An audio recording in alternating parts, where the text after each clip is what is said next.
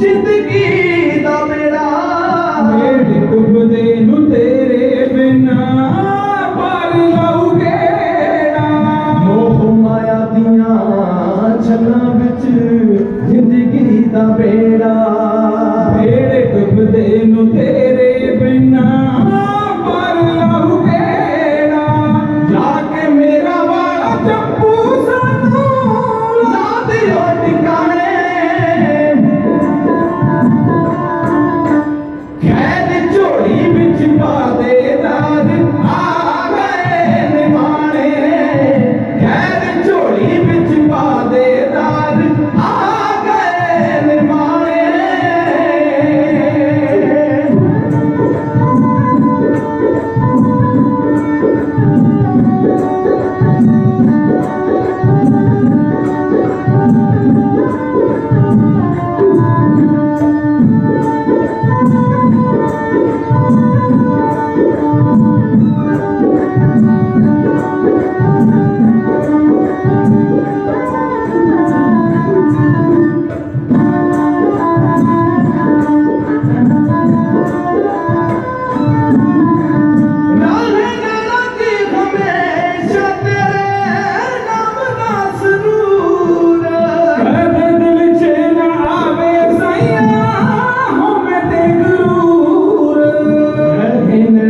हमेशा तेरे नाम दा सरूर कदे दिल च ना आवे साइयां हो मैं ते गुरूर तेनू जान जाइए बताया सी तेरा सियाने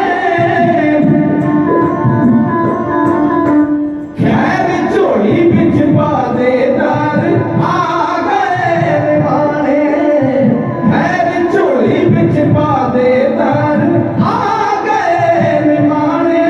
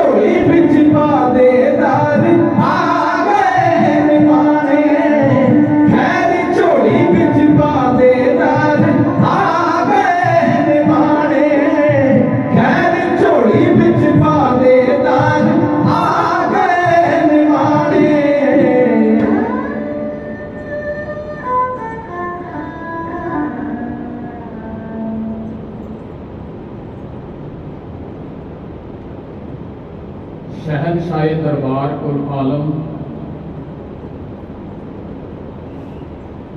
खालसा पंथ की मौजूदा सरकार ज़ाहरा ज़हूर ज्ञान के सागर चौं कुंटा के मालक सर्व कायनात के अंदर वस रही रूहां नूं आत्मक शांति बख्शण वाले धन धन साहिब श्री गुरु ग्रंथ साहिब जी महाराज जिन्हां दी अपार पवित्र बख्शिश का सदका आप सर्व संगत अमृत वेले तो भगती और बंदगी कर रहे हो। ਤੁਹਾਡੀ ਭਗਤੀ ਅਤੇ ਬੰਦਗੀ ਨੂੰ ਸਿਰ ਸਜਦਾ ਗੁਰੂ ਦਾਤਾ ਕੁਝ ਕਹਿਣ ਦਾ ਬਲ ਬਖਸ਼ੇ। ਢਾਡੀ ਸਿੰਘਾਂ ਨੇ ਬੰਦਨਾ ਪੜੀ ਆ ਖੈਰ ਝੋਲੀ ਵਿੱਚ ਪਾਦੇ ਦਰ ਆਗੇ ਨਿਮਾਣੇ। ਦੁਨੀਆ ਦੇ ਅੰਦਰ ਬੰਦਾ ਧਰਮ ਦਾ ਦਰਵਾਜ਼ਾ ਉਦੋਂ ਖੜਕਾਉਂਦਾ ਹੈ ਜਦੋਂ ਗੁਰੂ ਤੇਗ ਬਹਾਦਰ ਸੱਚੇ ਪਾਤਸ਼ਾਹ ਮਰਦੇ ਕਹਿੰਦੇ ਸਾਰੇ ਰਸਤੇ ਬੰਦ ਹੋ ਜਾਣ ਤੇ ਇੱਥੋਂ ਤੱਕ ਪਹੁੰਚ ਜਾਵੇ ਆ ਕੇ ਵੀ ਸੁਖ ਮੈਂ ਬਹੁਤ ਸੰਗੀ ਪਏ ਦੁੱਖ ਮੈਂ ਸੰਗ ਨਾ ਕੋਏ। ਫੇਰ ਭਾਵਨਾ ਨਿਕਲਦੀ ਆ ਦਿਲ ਚੋਂ ਵੀ ਹੋ ਆਇਆ ਦੂਰਤਾ ਚੱਲ ਕੇ ਮੈਂ ਤੱਕੀ ਤੋਂ ਸ਼ਰਨਾਏ ਜਿਉ ਮੈਂ ਆਸਾ ਰੱਖੀ ਚਿੱਤ ਮੈਂ ਮੇਰਾ ਸਭੋ ਦੁੱਖ ਗਵਾਈ ਜੀ। ਜਿਨ੍ਹਾਂ ਨੇ ਸਵੇਰੇ ਉੱਠ ਕੇ ਅੱਜ ਜਪਜੀ ਸਾਹਿਬ ਦਾ ਪਾਠ ਕੀਤਾ ਹੋਏਗਾ ਜਿਨ੍ਹਾਂ ਨੂੰ ਕਰਨ ਦਾ ਵਕਤ ਨਹੀਂ ਮਿਲਿਆ ਹੋਏਗਾ ਉਹਨਾਂ ਨੇ ਸੁਣਿਆ ਜ਼ਰੂਰ ਹੋਏਗਾ ਤੇ ਪੰਕਤੀ ਜ਼ਰੂਰ ਸੁਣੀ ਤੇ ਪੜ੍ਹੀ ਹੋਏਗੀ ਵੀ ਦੁੱਖ ਪਰ ਹਰ ਸੁੱਖ ਘਰ ਲੈ ਜਾਈ। ਇੱਕੋ ਇੱਕ ਘਰ ਹੈ ਜਿੱਥੇ ਦੁੱਖਾਂ ਦੀ ਨਿਵਰਤੀ ਹੁੰਦੀ ਹੈ ਤੇ ਬੰਦਾ ਸੁੱਖ ਪ੍ਰਾਪਤ ਕਰਦਾ ਹੈ ਤੇ ਸੁੱਖ ਪ੍ਰਾਪਤ ਕਰਨ ਦੀ ਖਾਤਰ ਸਤਿਗੁਰੂ ਸੱਚੇ ਪਾਤਸ਼ਾਹ ਮਹਾਰਾਜ ਉਹ ਕਹਿਣ ਲੱਗੇ ਦੁਨੀਆ ਦੇ ਕਿਸੇ ਬੰਦੇ ਨੂੰ ਜਾ ਕੇ ਪੁੱਛਿਓ ਵੀ ਤੈਨੂੰ ਸੁੱਖ 15 ਦਿਨਾਂ ਦਾ ਚਾਹੀਦਾ 20 ਦਿਨਾਂ ਦਾ ਚਾਹੀਦਾ 25 ਦਿਨਾਂ ਦਾ ਚਾਹੀਦਾ ਕਿ 30 ਦਿਨਾਂ ਦਾ ਚਾਹੀਦਾ ਉਹ ਕਹੇਗਾ ਕਮਲਾ ਹੋ ਗਿਆ ਕਮਲੀਆਂ ਮਾਰਦਾ। ਸੁੱਖ ਵੀ ਕੋਈ 15 ਦਿਨਾਂ ਦਾ ਮੰਗਦਾ 20 ਦਿਨਾਂ ਦਾ ਮੰਗਦਾ 25 ਦਿਨਾਂ ਦਾ ਮੰਗਦਾ 30 ਦਿਨਾਂ ਦਾ ਮੰਗਦਾ ਸੁੱਖ ਨਹੀਂ ਕੋਈ ਇੰਨੇ ਦਿਨਾਂ ਦਾ ਮੰਗਦਾ। ਸੁੱਖ ਸਾਰੀ ਉਮਰ ਦਾ ਲੋੜਦਾ ਬੰਦਾ ਹੈ। ਦੁੱਖ ਜ਼ਰੂਰ ਦੁਨੀਆ ਮੰਗਦੀ ਆ 15 ਦਿਨਾਂ ਦਾ 20 ਦਿਨਾਂ ਦਾ 25 ਦਿਨਾਂ ਦਾ 30 ਦਿਨਾਂ ਦਾ ਦੁੱਖ ਜ਼ਰੂਰ ਮੰਗਦੀ ਦੁਨੀਆ ਵੀ ਬਾਪ ਹਸਪਤਾਲ 'ਚ ਦਾਖਲ ਹੈ ਤੇ 21ਵੇਂ ਦਿਨ ਛੁੱਟੀ ਹੋਣੀ ਚਾਹੀਦੀ ਆ। ਬੱਚਾ ਬਿਮਾਰ ਹੈ ਉਹਨੂੰ ਜਲਦ ਤੋਂ ਜਲਦ ਤੰਦਰੁਸਤ ਹੋਵੇ ਸਿਰ ਦੇ ਉੱਤੇ ਕਰਜ਼ਾ ਚੜਿਆ ਪਿਆ ਉਹ ਜਲਦ ਤੋਂ ਜਲਦ ਲੈਣਾ ਚਾਹੀਦਾ। ਸੁੱਖ ਨਹੀਂ ਕੋਈ 15-20 ਦਿਨਾਂ ਦਾ ਮੰਗਦਾ ਸੁੱਖ ਤਾਂ ਸਾਰੀ ਉਮਰ ਦਾ ਲੋੜਦਾ ਬੰਦਾ ਹੈ। ਜਿਹੜੇ ਮਰਜ਼ੀ ਧਰਤੀ ਦੇ ਬੰਦੇ ਨੂੰ ਪੁੱਛੋ ਜਾ ਕੇ ਵੀ ਤੂੰ ਕਿਵੇਂ ਰਹਿਣਾ ਚਾਹੁੰਦਾ ਹੈ ਉਹਦਾ ਇੱਕੋ ਇੱਕ ਜਵਾਬ ਹੋਏਗਾ ਨਾ ਉਹ ਕਹੇਗਾ ਮਹਿਲਾਂ 'ਚ ਰਹਿਣਾ ਚਾਹੁੰਦਾ ਨਾ ਉਹ ਕਹੇਗਾ ਵੀ ਮੈਂ ਕੁੱਲੀ 'ਚ ਰਹਿਣਾ ਚਾਹੁੰਦਾ ਹੈ। ਉਹਨੂੰ ਪੁੱਛੋ ਜਵਾਬ ਵੀ ਸੋਨੇ ਦੇ ਘਰ 'ਚ ਰਹਿਣਾ ਚਾਹੁੰਦਾ ਕਿ ਚਾਂਦੀ ਦੇ ਘਰ 'ਚ ਰਹਿਣਾ ਚਾਹੁੰਦਾ ਉਹ ਇੱਕੋ ਇੱਕ ਜਵਾਬ ਦੇਗਾ। ਧਰਤੀ ਦੇ ਜਿਹੜੇ ਮਰਜ਼ੀ ਖਿੱਤੇ ਦੇ ਬੰਦੇ ਕੋਲ ਚਲੇ ਜਾਏ ਉਹ ਕਹੇਗਾ ਮੈਂ ਸੁਖੀ ਰਹਿਣਾ ਚਾਹੁੰਦਾ ਮੇਰੇ ਕੋਲ ਸੁੱਖ ਦੇ ਸਾਧਨ ਹੋਣ मैं सुखी रहना चाहता है तो गुरु ग्रंथ साहिब महाराज कहते जो सुखी रहना चाहता ना सारी उम्र का सुख भरता है फिर तेन सजना एक कर्म करना पड़ेगा जो सुख को चाहे सदा शरण राम की दे तेन कण कण से रमे परमात्मा की शरण लेनी पड़ेगी ता तू सारी उम्र का सुख प्राप्त कर सकेगा। जे तू भावना रख के आएगा ना सतगुरु कहते 4 चीज़ां पक्कियां अष्टाम ते लेके दिंदे आ कि तेनू जरूर प्राप्त होणगियां। प्रभ की शरण सगल का लाथे दुख बिन से सुख पाया। जे तू भावना रख के आएगा ते सतगुर आयो शरण तुम्हारी मिले सुख नाम हर शोभा चिंता लाए हमारी सतगुरु सच्चे पातशाह कहते ये 5 चीज़ां साडे घर चों मिलणगियां ते ओनू मिलदियां ने जिहदे उत्ते किरपा होवे सतगुरु होए दयाल दा शरधा पूरी है सतगुरु होए दयाल दा कबू झूठी है जिहदे ते सतगुरु दयाल हो जावे आओ सतगुरु उन्हां ते दयाल हुंदा जिहड़े सिमरन करदे ने बंदगी करदे ने। आसा की वार दा सवेरे दरबार साहिब दी धरती ते कीर्तन होया ते ओहदे विच पंक्ति पढ़ी गई है बंदे सेवे ते पवै बंदी देखण को दीदार असल दे विच बंदा ਉਹ है ਜਿਹਦੇ ਅੰਦਰ ਬੰਦਗੀ ਹੋਵੇ ਉਹਨੂੰ ਦੇਖਣ ਦਾ ਜੀ ਕਰਿਆ ਕਰਦਾ ਹੈ।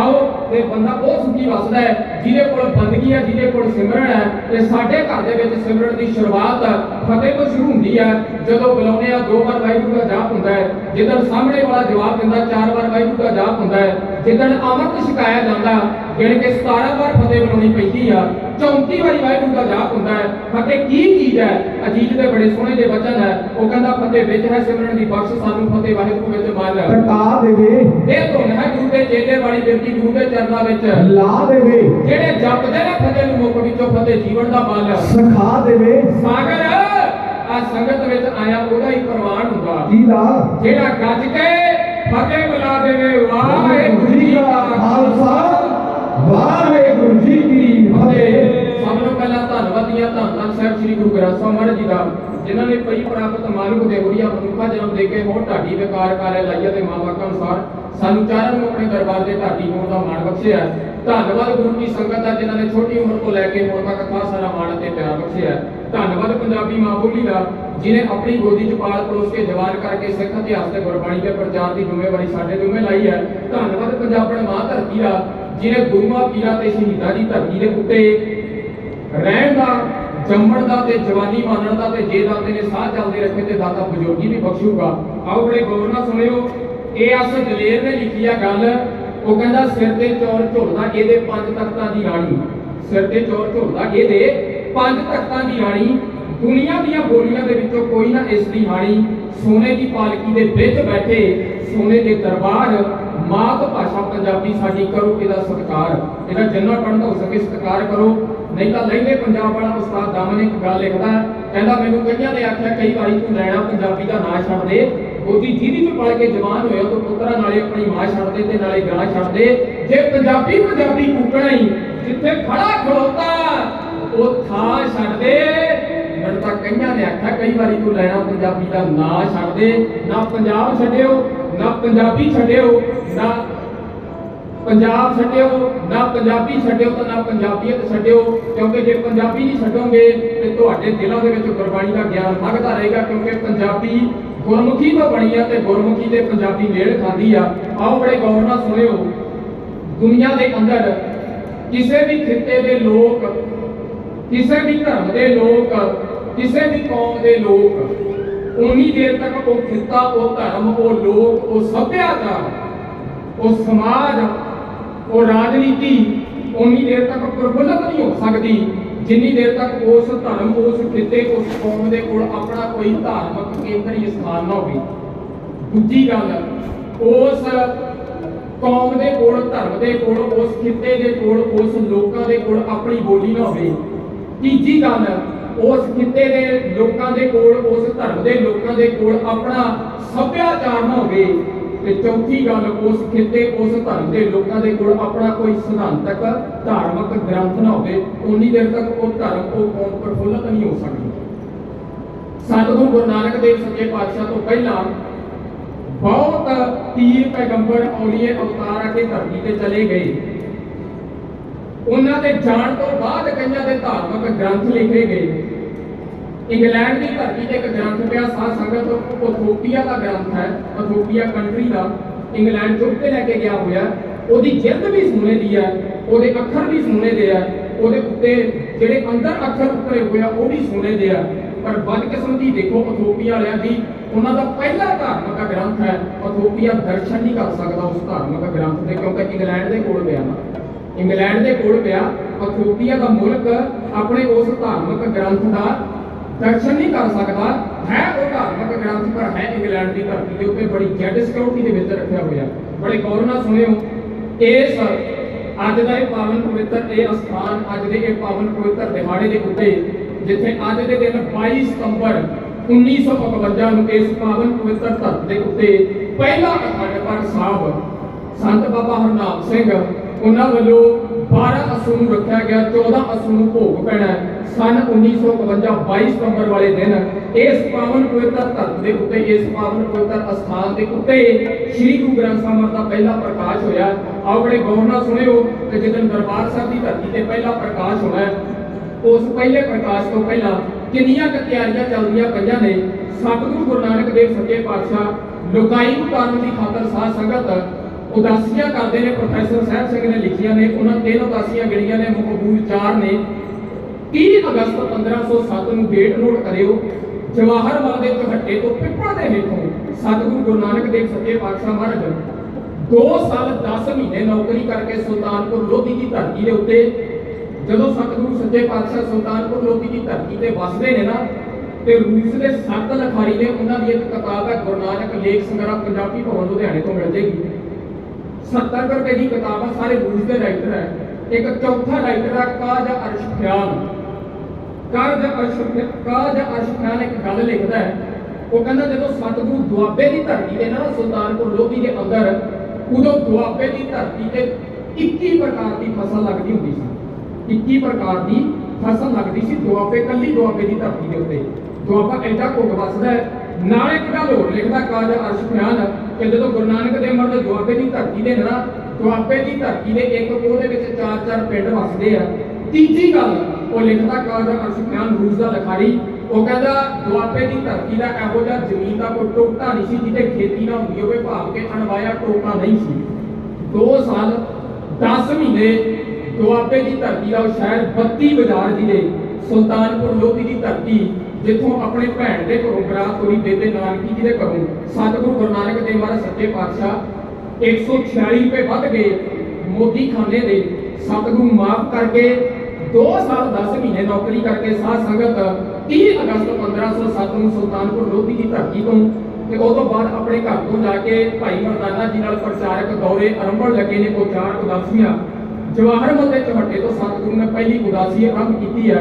ਪ੍ਰੋਫੈਸਰ ਸਾਹਿਬ ਸਿੰਘ ਸਤੰਬਰ 1505 ਤੋਂ ਲੈ ਕੇ ਸਤੰਬਰ 1515 ਤੱਕ 1507 ਤੋਂ ਲੈ ਕੇ 1515 ਤੱਕ ਇਹ ਪਹਿਲੀ ਉਦਾਸੀ 3015 ਦਿਨਾਂ ਦੀ ਤੇ 6862 ਮੀਲ ਤੁਰੇ ਸਤਿਗੁਰੂ ਸੱਚੇ ਪਾਤਸ਼ਾਹ। ਇਹ 8.5 ਸਾਲਾਂ ਦੀ ਉਦਾਸੀ ਹੈ।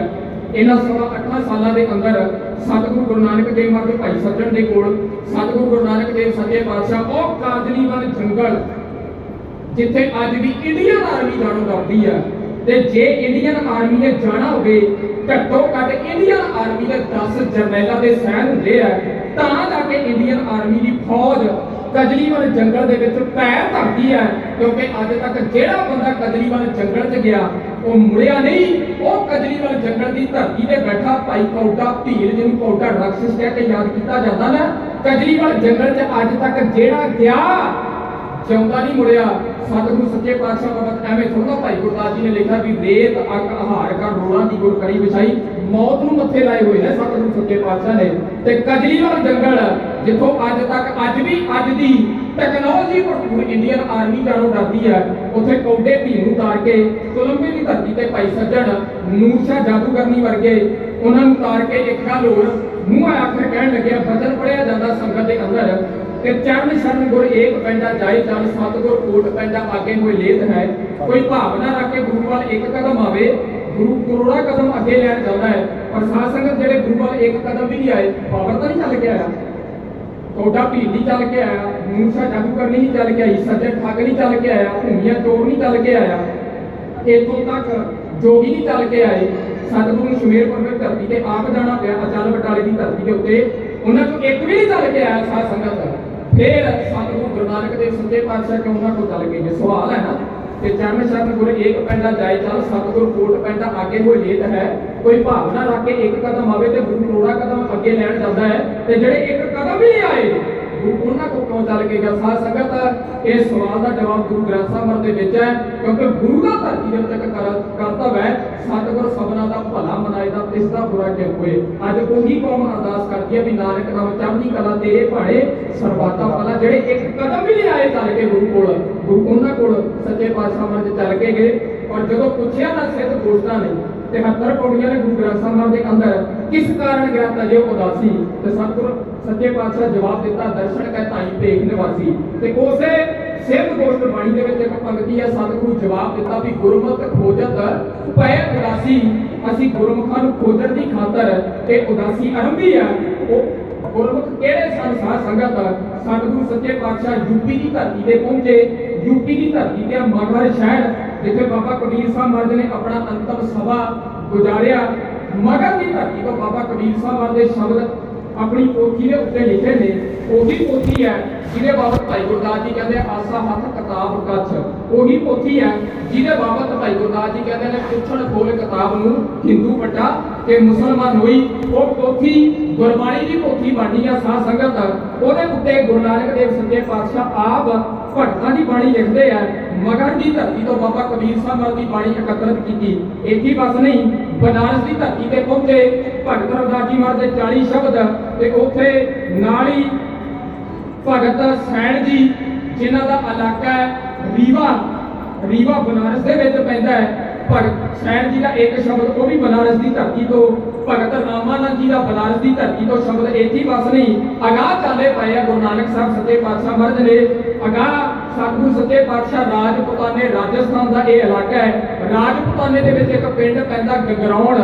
गगरौण दे ने भगत पीपा जी राजस्थान दे विच गगरौण पिंड दे गगरौण कस्बे दे राजा सन भगत पीपा जी।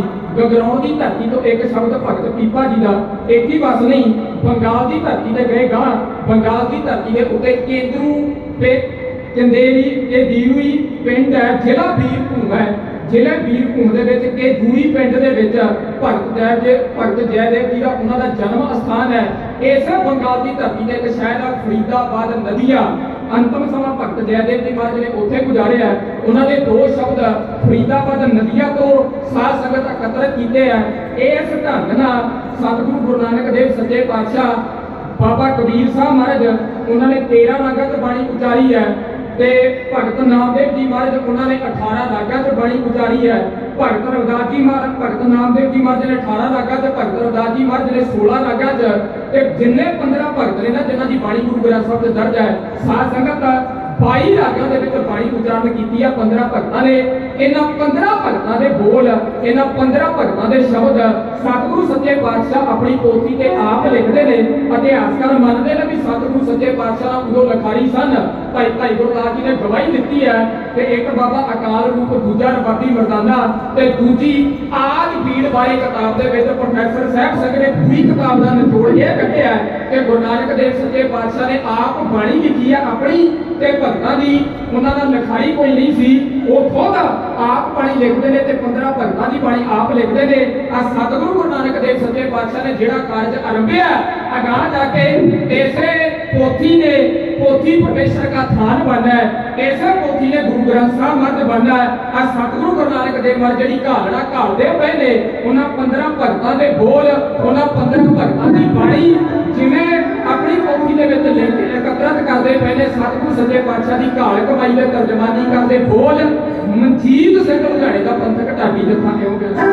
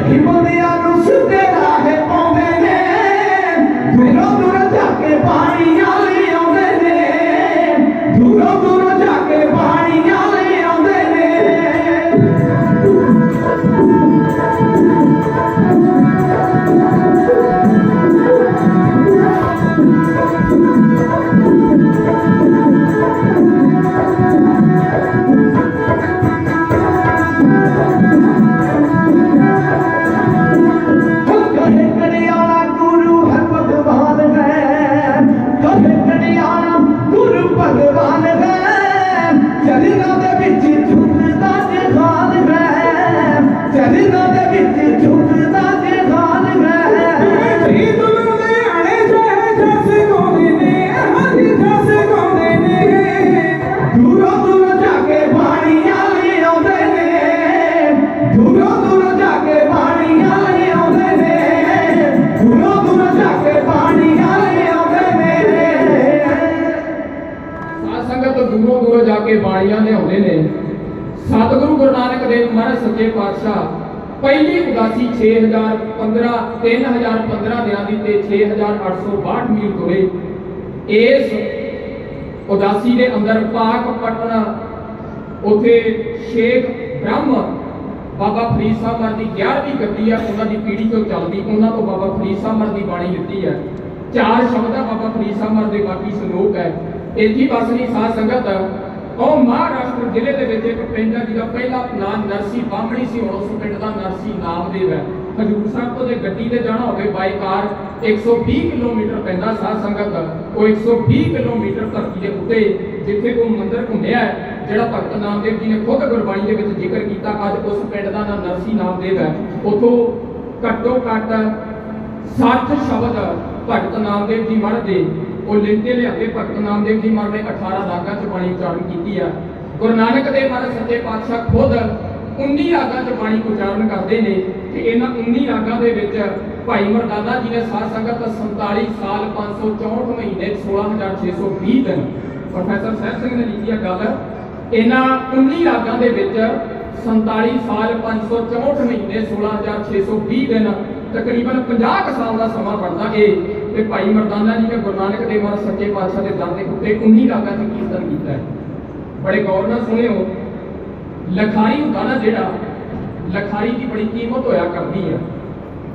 भाई गुरदास जी, बाबा मनी सिंह, भाई मनी सिंह, बाबा दीप सिंह, इन्हां नूं कौम ने नवाजे है क्योंकि गुरु ग्रंथ साहिब सच्चे पातशाह के पहले 3 लखारी ने। फिर बड़े गौर नाल सुनियो, भाई गुरदास जी, बाबा दीप सिंह सिंह साहब दमदमा साहब के पहले जथेदार, भाई मनी सिंह दरबार साहब के ग्रंथी होता, उन्होंने माण प्राप्त है। कौम एक करन दा ते इकट्ठे करन दा उन्होंने माण प्राप्त है। और एक गल होर सुनियो, जदों गुरु हरगोबिंद साहब सच्चे पातशाह गवालियर की कैद च ने ना, उदों दरबार साहब का प्रबंध ते अकाल तख्त साहब का प्रबंध बाबा बुढ़ा साहब ते भाई गुरदास जी कोल है। दमदमा साहब के पहला जथेदार बना के गए। 30 अक्तूबर 1706 डेट नोट करियो।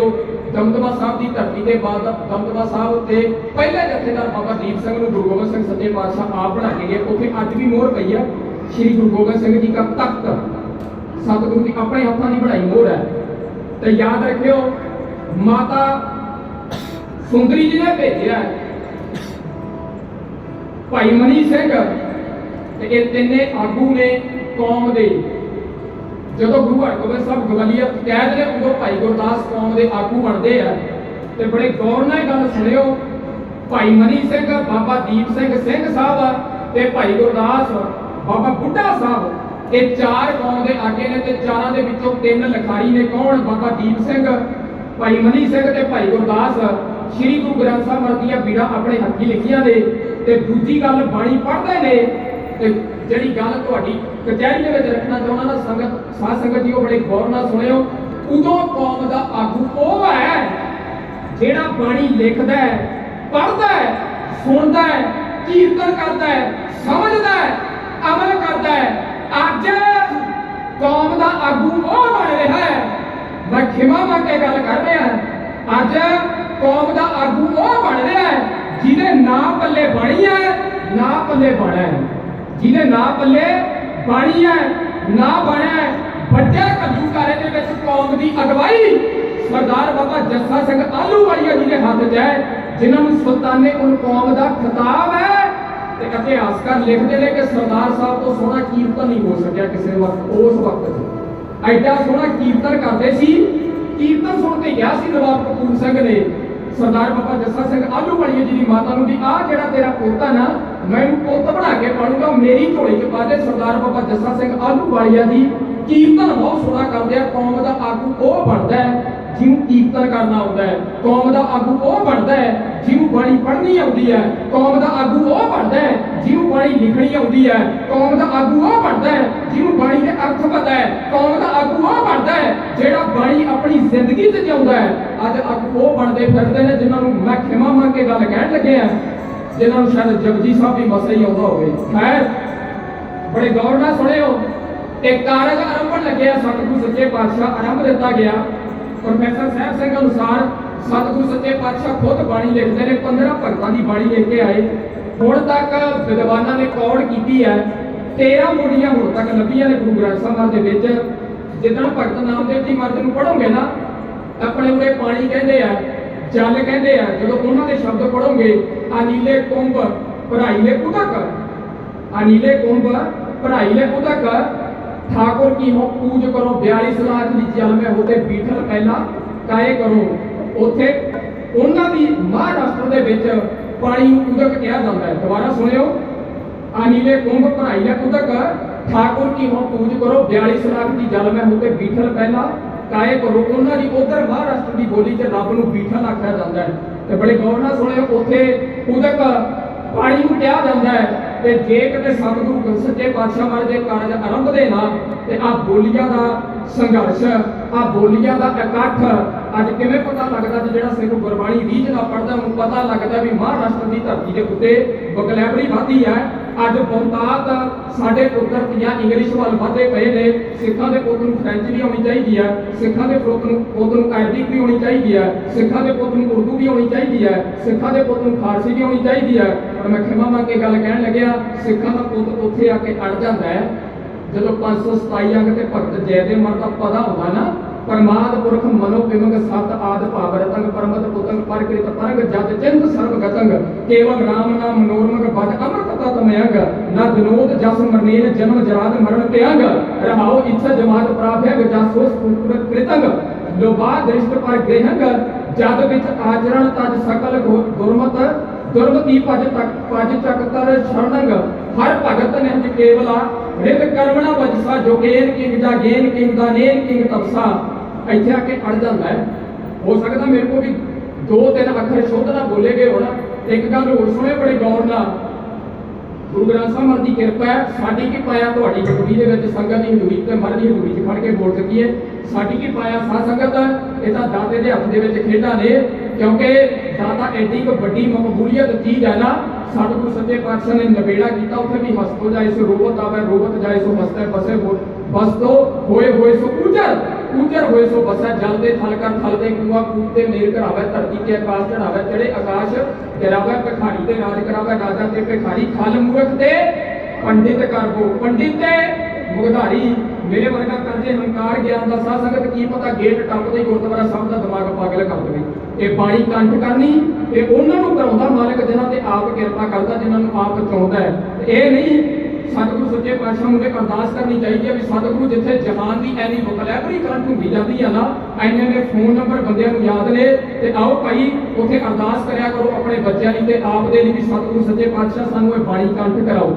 ਇਸ ਭਗਤ ਜੈਦੇਵ ਮਨ ਦੇ ਪਦੇ ਦਾ ਸ਼੍ਰੋਮਣੀ ਕਮੇਟੀ ਟੈਸਟ ਲੈਂਦੀ ਹੈ, ਉਹ ਸਿਰਫ ਪੜ੍ਹਾ ਕੇ ਦੇਖਦੀ ਹੈ ਵੀ ਭਗਤ ਜੈਦੇਵ ਮਨ ਦਾ ਪਤਾ ਪੜ੍ਹਦਾ ਹੈਗਾ। ਜਿਹੜਾ ਪੜ੍ਹਦੇਗਾ ਉਹਨੂੰ ਸ਼੍ਰੋਮਣੀ ਗੁਰਦੁਆਰਾ ਪ੍ਰਬੰਧਕ ਕਮੇਟੀ ਪਾਠੀ ਰੱਖਦੀ ਹੈ, ਉਹਦਾ ਜਵਾਬ ਦੇ ਦਿੰਦੀ ਹੈ।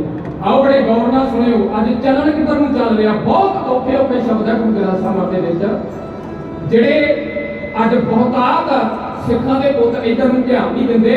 ਵੈਸੇ ਤਾਂ ਹੁਣ ਬਾਜ਼ਾਰ ਦੇ ਵਿੱਚ ਭਰੋਸਾ ਹੀ ਹੋ ਜਾਂਦਾ ਨਾ ਜਿਹਦੀ ਦੁਨੀਆ ਮੰਗ ਕਰਦੀ ਆ। ਚੰਗਾ ਸੁਣਨਾ ਕੌਣ ਪਸੰਦ ਕਰਦਾ? ਆਓ ਸਾਧ ਸੰਗਤ, ਜਿਹਨੇ ਗਾਣਿਆਂ ਦੀ ਕੈਸਟ ਲੈਣੀ ਉਹਨੇ ਕੀਰਤਨ ਦੀ ਕੈਸਟ ਉਹਨਾਂ ਲੈਣੀ ਹੈ, ਤੇ ਜਿਹਨੇ ਬਾਜ਼ਾਰ ਤੋਂ ਕੀਰਤਨ ਦੀ ਕੈਸਟ ਲੈਣੀ ਉਹਨੇ ਕਦੇ ਗਾਣੇ ਦੀ ਕੈਸਟ ਵੱਲ ਨਹੀਂ ਦੇਖਣਾ। ਆਪਣੇ ਗੌਰ ਨਾਲ ਸੁਣਿਓ, ਸਤਿਗੁਰੂ ਗੁਰੂ ਨਾਨਕ ਦੇਵ ਸੱਚੇ ਪਾਤਸ਼ਾਹ 15 ਭਗਤਾਂ ਦੀ ਬਾਣੀ ਲੈ ਕੇ ਆਏ। ਭਾਈ ਬਾਲੇ ਵਾਲੀ ਜਨਮ ਸਾਖੀ ਅਨੁਸਾਰ ਪ੍ਰਸੰਨ ਹੋकर ਬਾਣੀ का खजाना गुरु अंगद को दिया। गुरगति का ਜਿਹੜਾ ਤਿਲਕ ਲਾਇਆ ਜਾਂਦਾ ਨਾ, ਉਹਦੇ ਬਾਬਤ ਭਾਈ ਸੱਤਾ ਜੀ ਤੇ ਭਾਈ ਬਲਵੰਡ ਰਾਮਕਲੀ ਦੀ ਵਾਰ ਦੇ ਵਿੱਚ ਪੱਕੀ ਮੋਹਰ ਲਾਉਂਦੇ ਆ ਕਿ ਰਾਮ ਦਾ ਸੋਢੀ ਤਿਲਕ ਦਿਆ, ਗੁਰ ਸ਼ਬਦ ਸੱਚ ਨਿਸ਼ਾਨ ਜੀਓ ਜਿਹੜਾ ਗੁਰਗੱਦੀ ਦਾ ਅਸਲ ਤਿਲਕਣ ਆ ਉਹ ਗੁਰੂ ਸ਼ਬਦ ਗੁਰਬਾਣੀ ਦੀਆਂ ਪੋਥੀਆਂ ਨੇ। ਪ੍ਰਸੰਨ ਹੋकर ਬਾਣੀ ਦਾ ਖਜ਼ਾਨਾ ਗੁਰ ਅੰਗਦ ਕੋ ਦਿਆ। ਗੁਰ ਅੰਗਦ ਸਾਹਿਬ ਸੱਚੇ ਪਾਤਸ਼ਾਹ ਤੋਂ ਬਾਅਦ ਇਹ ਬਾਣੀ ਸਾਧ ਸੰਗਤ ਤੀਜੇ ਪਾਤਸ਼ਾਹ ਤੱਕ ਪਹੁੰਚੀ ਹੈ। ਗੁਰੂ ਅਮਰਦਾਸ ਸੱਚੇ ਪਾਤਸ਼ਾਹ ਮਾਂ ਦੇ ਉੱਤੇ ਕਿਰਪਾ ਹੋ ਗਈ, ਪਰ ਜਦੋਂ ਸਤਿਗੁਰੂ ਗੁਰੂ ਅਮਰਦਾਸ ਸੱਚੇ ਪਾਤਸ਼ਾਹ ਤੱਕ ਇਹ ਪਾਵਨ ਸੁਖੋ ਦੀ ਬਾਣੀ ਪਹੁੰਚੀ ਹੈ, ਗੁਰੂ ਅੰਗਦ ਦੇਵ ਸੱਚੇ ਪਾਤਸ਼ਾਹ ਜਿਨ੍ਹਾਂ ਦੇ ਆਪਣੇ ਸ਼ਲੋਕ ਨੇ ਨਾ ਗੁਰੂ ਗ੍ਰੰਥ ਸਾਹਿਬ ਦੇ ਅੰਦਰ ਸਾਧ ਸੰਗਤ ਬੜੇ ਗੌਰ ਨਾਲ ਸੁਣਿਓ। ਉਹਨਾਂ ਆਖੀ ਇਹ ਗੱਲ, ਕਹਿੰਦੇ ਕਿ ਬਾਣੀ ਸਮਝ ਕਿਵੇਂ ਆਏਗੀ। ਸਤਿਗੁਰੂ ਸੱਚੇ ਪਾਤਸ਼ਾਹ ਵੀ ਫਿਰ ਆਪਣੇ ਮੁਖਾਰ ਬਿੰਦ ਤੋਂ ਗੁਰੂ ਅੰਗਦ ਦੇਵ ਸੱਚੇ ਪਾਤਸ਼ਾਹ ਲੈ ਕੇ ਗਏ। ਕਹਿੰਦੇ ਗੁਰਮੁਖ ਆਖੀ ਗੁਰਮੁਖ ਜਾਤੀ ਸੁਰਤੀ ਕੌਮ ਧਿਆਈ ਅੰਮ੍ਰਿਤ ਬਾਣੀ ਤਤ ਵਖਾਣੀ। ਇਹ ਕੋਈ ਆਮ ਬਾਣੀ ਨਹੀਂ ਹੈ, ਦੁਨੀਆ ਦੇ ਗ੍ਰੰਥ ਲਿਖੇ ਗਏ ਨੇ, ਪਰ ਜਿਹੜੀ ਇਹ ਬਾਣੀ ਹੈ ਨਾ ਗੁਰੂ ਅੰਗਦ ਸਾਹਿਬ ਸੱਚੇ ਪਾਤਸ਼ਾਹ ਕਹਿੰਦੇ ਅੰਮ੍ਰਿਤ ਬਾਣੀ ਤਤ ਵਖਾਣੀ। ਇਹਦੇ ਵਿੱਚ ਸਾਰੇ ਅੰਮ੍ਰਿਤ ਹੈ, ਇਹ ਦੁਨੀਆ ਦੇ ਸਾਰੇ ਤੱਤਾਂ ਤੋਂ ਭਰਪੂਰ ਤੱਤ ਹੈ। ਅੰਮ੍ਰਿਤ ਬਾਣੀ ਤਤ ਵਖਾਣੀ ਗਿਆਨ ਧਿਆਨ ਵਿੱਚ ਆਈ। ਗੁਰਮੁਖ ਆਖੀ ਗੁਰਮੁਖ ਜਾਤੀ ਸੁਰਤੀ ਕਰਮ ਧਿਆਈ। ਜਿੱਦਾਂ ਸਿੱਖ ਗੋਸ਼ਟ ਬਾਣੀ ਦੇ ਅੰਦਰ ਸਵਾਲ ਕੀਤਾ ਨਾ, ਸਿੱਧਾ ਨੇ ਪੁੱਛਿਆ ਕਿ ਤੇਰਾ ਕਵਣ ਗੁਰੂ ਜਿਸਕਾ ਤੂੰ ਚੇਲਾ। ਤੇ ਗੁਰੂ ਨਾਨਕ ਦੇਵ ਮਹਾਰਾਜ ਸੱਚੇ ਪਾਤਸ਼ਾਹ ਦਾ ਜਵਾਬ ਸੀ ਸ਼ਬਦ ਗੁਰੂ ਸੁਰਤ ਧੁਨ ਚੇਲਾ। ਸਾਡਾ ਗੁਰੂ ਸ਼ਬਦ ਗੁਰੂ ਹੈ। ਤੇ ਇੱਕ ਗੱਲ ਹੋਰ, ਜਿੱਦਾਂ ਗੁਰਗੱਦੀ ਦੇ ਦਿੱਤੀ ਗਈ ਨਾ ਗੁਰੂ ਗ੍ਰੰਥ ਸਾਹਿਬ ਸੱਚੇ ਪਾਤਸ਼ਾਹ ਨੂੰ, ਉਦੋਂ ਕੌਮ ਦੇ ਵਿੱਚ ਇੱਕ ਇਤਫਾਕ ਪੈਦਾ ਹੋ ਗਿਆ, ਏਕਾ ਪੈਦਾ ਹੋ ਗਿਆ ਕਿ ਅੱਜ ਤੋਂ ਬਾਅਦ ਦੇਹਧਾਰੀ ਨੂੰ ਗੁਰੂ ਨਹੀਂ ਮੰਨਣਾ। ਸਾਡੇ ਗੁਰੂ ਸ਼ਬਦ ਗੁਰੂ ਨੇ, ਦੇਹਧਾਰੀ ਗੁਰੂ ਨਹੀਂ ਹੈ ਸਿੱਖ ਪੰਥ ਦੇ ਅੰਦਰ।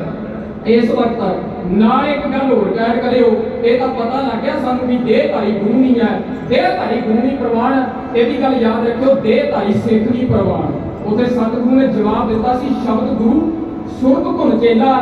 ਜਿਹੜੀ ਸੁਰਤੀ ਦੇ ਵਿੱਚ ਗੁਰੂ ਦਾ ਸ਼ਬਦ ਬਣਨਾ ਫਸਣਾ ਨਾ, ਉਹ ਸੁਰਤੀ ਚੇਲਾ ਬਣਨੀ ਆ, ਦੇਹ ਦੇ ਚੇਲਾ ਨਹੀਂ ਬਣਨਾ। ਦੇਹ ਬਾਬਾ ਦਾ ਗੁਰੂ ਨਾਨਕ ਦੇਵ ਸੱਚੇ ਪਾਤਸ਼ਾਹ ਖੁਦ ਕਹਿ ਗਏ ਕਿ ਕੋਈ ਆਖਾ ਭੂਤਨਾ, ਕੋਈ ਆਖਾ ਬੇਤਾਲਾ, ਕੋਈ ਆਖਾ ਆਦਮੀ ਨਾਨਕ ਬੇਚਾਰਾ। ਵੀ ਮੈਨੂੰ ਆਪ ਇਸ ਢੰਗ ਨਾਲ ਸੱਦ ਰਹੇ ਆ। ਦੇਹ ਬਾਬਾ ਦਾ ਸਤਿਗੁਰੂ ਸੱਚੇ ਪਾਤਸ਼ਾਹ ਨੇ ਆਖ ਦਿੱਤਾ ਸੀ ਵੀ ਅਵਿਨਾਸ਼ੀ ਜੀਵਨ ਕੋ ਦਾਤਾ ਸਿਮਰਤ ਸਭ ਮਲ ਕੋਈ। ਗੁੰਡ ਦਾਨ ਭਗਤਨ ਕੋ ਬਰਤਨ ਬਿਰਲਾ ਪਾਵੇ।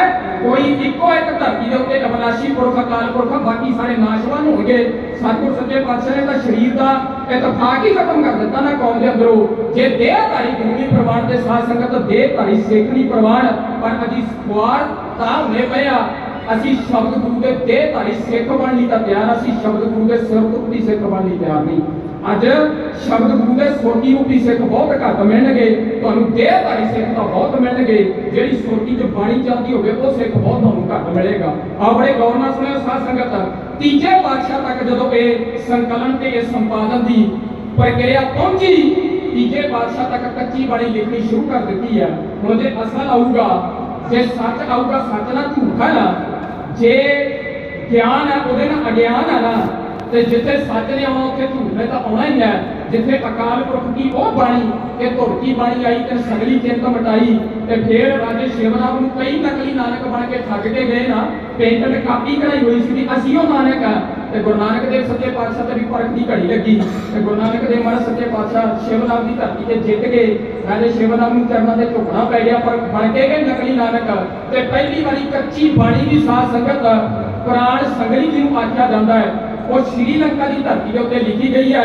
ਗੁਰੂ ਅਰਜਨ ਦੇਵ ਸੱਚੇ ਪਾਤਸ਼ਾਹ ਨੇ ਭਾਈ ਪੈੜੇ ਮੋਖੇ ਤੋਂ ਮੰਗਾ ਕੇ ਅਗਨ ਭੇਟ ਕਰਤੀ ਸੀ।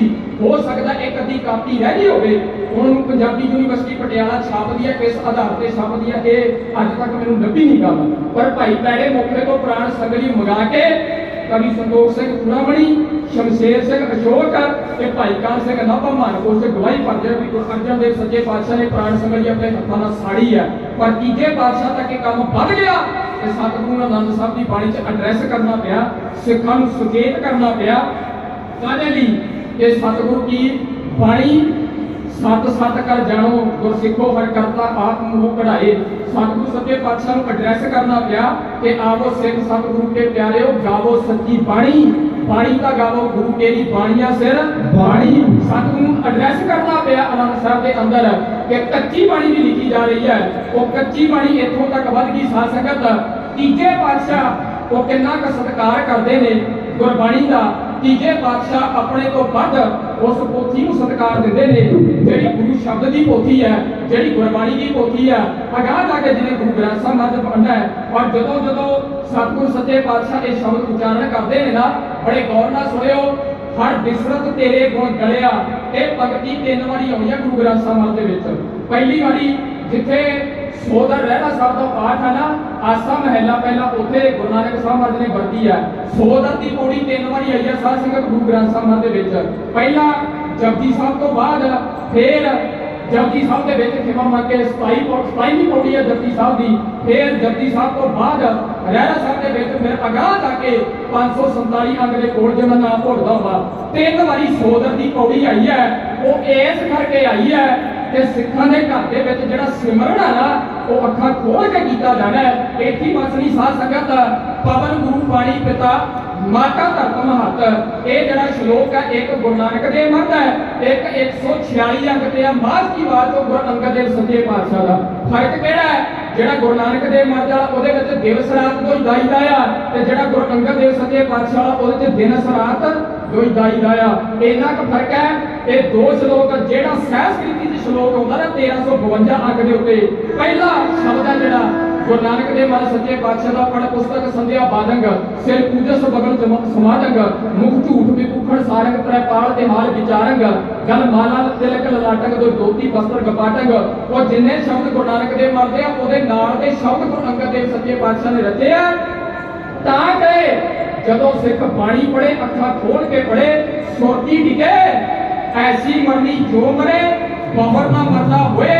एक बारी ये बनती आउंदी आ, एक बारी आउंदी आ ऐसी मरनी जे मरे बबर ना मरना होए। आद सच जुगाद सच है भी सच नानक होसी ती सच। यही श्लोक जाके 17वीं अष्टपदी चाहुंदा आद सच जुगाद सच है भे सच नानक होसी भे सच। ताकि सिख दी सोटी टिके सिख दा ध्यान टिके। इत्थे बस नहीं बाबा कबीर साहब की पंक्ति है 1160 अंग के अंदर सुपने बिंद ना देई झरना। उथे बाबा कबीर साहब महाराज ने झरने के पिछे नन्ना नन्ने नूं कन्ना लाया। यही पंक्ति 952 अंग के गुरु नानक देव सच्चे पातशाह ने वरती है। सुपने बिंद ना देई झरना लारा ते नाड़ा उथे नन्ना ते गुरु नानक देव सच्चे पातशाह ने नाड़ा वरते है। ਇਹਦੇ ਨਾਲ ਦੀਆਂ कई पंक्तियां ਹੁੰਦੀਆਂ ਨੇ। हर बिसरत तेरे गुण गलिया इको पंक्ति 3 वार अज अज राग दे विच गुरु नानक देव महाराज सच्चे पातशाह ने खुद उच्चारण कीती हुई है कि सिख पढ़े तीजी वारी किथे आई है करनी कागत मन वसवाणी बुरा भला जो लेख पढ़े जेड़ा शब्द पढ़ के सुन के तीजे पातशाह की जिंदगी बदल गई उस शब्द दे विच ये पंक्ति आई है। ये इस करके सतगुरु सच्चे पातशाह ने यह संकलन बढ़ाया कि इस तरीके नाल जदों सिख पढ़े ते सुरती टिका के बाणी पढ़े। साध संगत गुरु अमरदास सच्चे पातशाह 62 साल की उम्र है जिदन ज्ञान प्राप्त करन चले है। शेख सियादी ओदी उम्र भी 62 साल सी जिदन वो ज्ञान प्राप्त करन लगे है। ते लोकां मजाक कीता शेख सियादी नूं भी कहंदे तेरे पोते पोतियां खड़ाउण दी उम्र है ते तू चक के स्कूल दे विच तुरिया बसदा। ते साध संगत जो कुछ शेख सियादी लिख गया ना ਉਹਦਾ एक शेर पंजाबी ਦੇ ਵਿੱਚ ਘੱਟੋ ਘੱਟ 10 ਵਾਰੀ ਪੜ੍ਹਨਾ ਪੈਂਦਾ ਤਾਂ ਜਾ ਕੇ ਸ਼ੇਖ ਸਿਆਦੀ ਸਮਝ ਆਉਂਦਾ ਹੈ। ਗੁਰੂ ਅਮਰਦਾਸ ਸੱਚੇ ਪਾਤਸ਼ਾਹ ਨੂੰ ਵੀ ਕਹਿੰਦੇ ਹੁਣ ਤੁਸੀਂ ਗੁਰੂ ਲੱਭਣ ਚੱਲੇ ਹੋ ਪਰ ਉਹਨਾਂ ਭੋਲਿਆਂ ਨੂੰ ਕੀ ਪਤਾ ਕਿ ਗੁਰੂ ਅਮਰਦਾਸ ਸੱਚੇ ਪਾਤਸ਼ਾਹ ਦੀ ਬਾਤ ਐਡੀ ਦੂਰ ਤੱਕ ਪੈਣੀ ਆ। ਸਿੱਖਾਂ ਦਾ ਕੋਈ ਸਮਾਗਮ ਹੋਵੇ ਸਾਧ ਸੰਗਤ ਸਿੱਖਾਂ ਦਾ ਕੋਈ ਸੰਸਕਾਰ ਹੋਵੇ ਉਹ ਭਾਵੇਂ ਜਨਮ ਸੰਸਕਾਰ ਉਹ ਭਾਵੇਂ ਮ੍ਰਿਤਕ ਸੰਸਕਾਰ ਉਹ ਭਾਵੇਂ ਅੰਮ੍ਰਿਤ ਸੰਸਕਾਰ ਉਹ ਭਾਵੇਂ ਗੁਰਮਤਿ ਸਮਾਗਮ जिन्नी देर तक 6 पौड़ियां आनंद साहब का जाप नहीं हो जाता उन्नी देर तक समागम की समाप्ति नहीं होती। इतों तक बड़ी प्राप्ति गुरु अमरदास सच्चे पातशाह को मिली है। और 40 पौड़ियां और एक गल और कह के मैं कविता लवाउण लगे जिन्होंने आनंद प्राप्त होंदा ना जिन्होंने कुछ मिल जाता सियाणे बजुर्ग बैठे आ वो छेती बंदे भेज नहीं दिंदे। अज भी देहधारियां दे गुरु आ देहधारी गुरु डेरे भाई बैठे आ ना ते वो किहड़ा भेज दिंदे आ। कई बंदे तो इतों तक भी गल च फूक मारदे भी शब्द नहीं दसना भी केड़ा तेनू पढ़ाया गया लिखाया गया बस तैं ही पढ़ना है तेरे ते उधार पूरा इहदा। पर खिमा मां के गल कहण लग्या जेड़े बंदे नूं आनंद प्राप्त हो जाए वो दसदा ही नहीं भी आनंद आया कितों। पहली पौड़ी है सतगुरु सच्चे पातशाह कहंदे आनंद पिया मेरी माए सतगुरु मैं पाया सतगुरता पाया सह सिद्धि मन वधिया बधाइयां मैनूं आके बधाइयां दो आनंद प्राप्त होया मेरे मन नूं बधाइयां दो।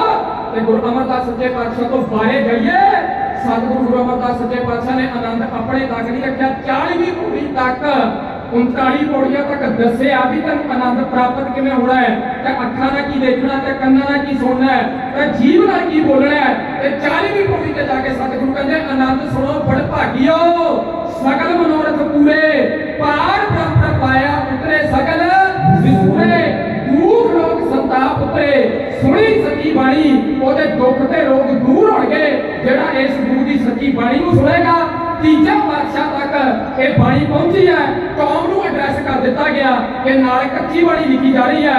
और अमरदास सच्चे पातशाह उन्हां पोथियां दा सतगुरु सच्चे पातशाह गुरबाणी का जिन्ना सत्कार करते पे ना और अमरदास सच्चे पातशाह का सत्कार लुधियाने वालियां दा पंथक ढाडी जत्था हो गया।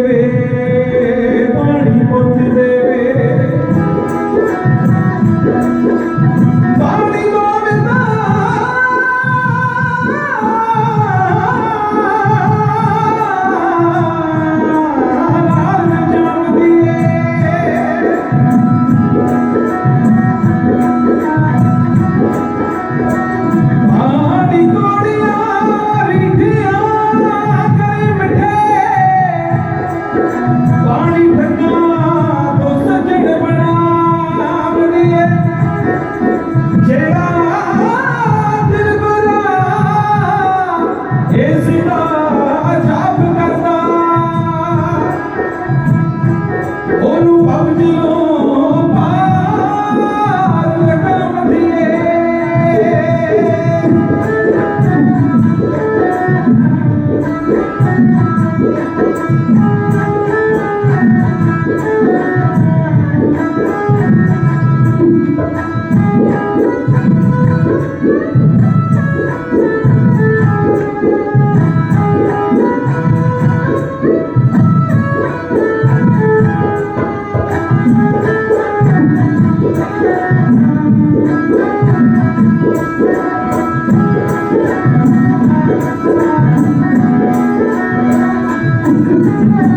ਪਾਣੀ ਹੈ ਨਿਰੰਕਾਰ ਹੈ ਤੀਜੇ ਗੁਰੂ ਜੀ ਕਹਿੰਦੇ ਨੇ ਮੰਨੇ ਜਿਹੜਾ ਇਸ ਨੂੰ ਨਾ ਕੋਈ ਕਾਟੇ ਪੈਂਦੇ ਨੇ ਮੰਨੇ ਜਿਹੜਾ ਇਸ ਨੂੰ ਨਾ ਕੋਈ ਕਾਟੇ ਪੈਂਦੇ ਨੇ ਉਹ ਸੱਚ ਕਹੇ ਕੰਡਿਆਲਾ ਸਤਿਗੁਰੂ ਅੰਗ ਸੰਗ ਕਰਦੇ ਨੇ ਸੱਚ ਕਹੇ ਕੰਡਿਆਲਾ ਸਤਿਗੁਰੂ ਅੰਗ ਸੰਗ ਕਰਦੇ ਨੇ ਰੱਬ ਜਿੰਨਾ ਸਤਿਕਾਰ ਗੁਰੂ ਬਾਣੀ ਦਾ ਕਰਦੇ ਨੇ ਰੱਬ ਜਿੰਨਾ ਸਤਿਕਾਰ ਗੁਰੂ ਬਾਣੀ ਦਾ ਕਰਦੇ ਨੇ ਰੱਬ ਜਿੰਨਾ ਸਤਿਕਾਰ ਗੁਰੂ ਬਾਣੀ ਦਾ ਕਰਦੇ ਨੇ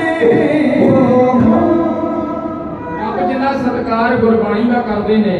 ਸਾਧ ਸੰਗਤ ਤੀਜੇ ਪਾਤਸ਼ਾਹ ਦੇ ਆਉਣ ਵਾਲੇ ਅਗਵਾਈ ਕਰਨ ਵਾਲੇ ਪੰਜਵੇਂ ਪਾਤਸ਼ਾਹ ਬਾਬਤ ਵੀ ਇਹ ਆਖ ਦਿੱਤਾ ਵੀ ਦੋਵੇਂ ਤਾਂ ਬਾਣੀ ਦਾ ਬੋਲਤਾ ਸਾਡਾ ਦੋਤਾ ਬਾਣੀ ਦਾ ਜਹਾਜ਼ ਬਣੇਗਾ। ਉਹ ਬਾਣੀ ਦਾ ਜਹਾਜ਼ ਤਿਆਰ ਹੁੰਦਾ ਜਾ ਰਿਹਾ। ਸਾਧ ਸੰਗਤ ਤੀਜੇ ਪਾਤਸ਼ਾਹ ਤੱਕ ਇਹ ਪ੍ਰਕਟ ਪਹੁੰਚਿਆ ਤੇ ਤੀਜੇ ਪਾਤਸ਼ਾਹ ਤੋਂ ਬਾਅਦ ਅੱਜ ਰਾਮਦਾਸ ਸੋਢੀ ਤਿਲਕ ਦੀਆਂ ਗੁਰਸ਼ਬਦ ਸੱਚ ਨਿਸ਼ਾਨ ਜੀ ਹੋ।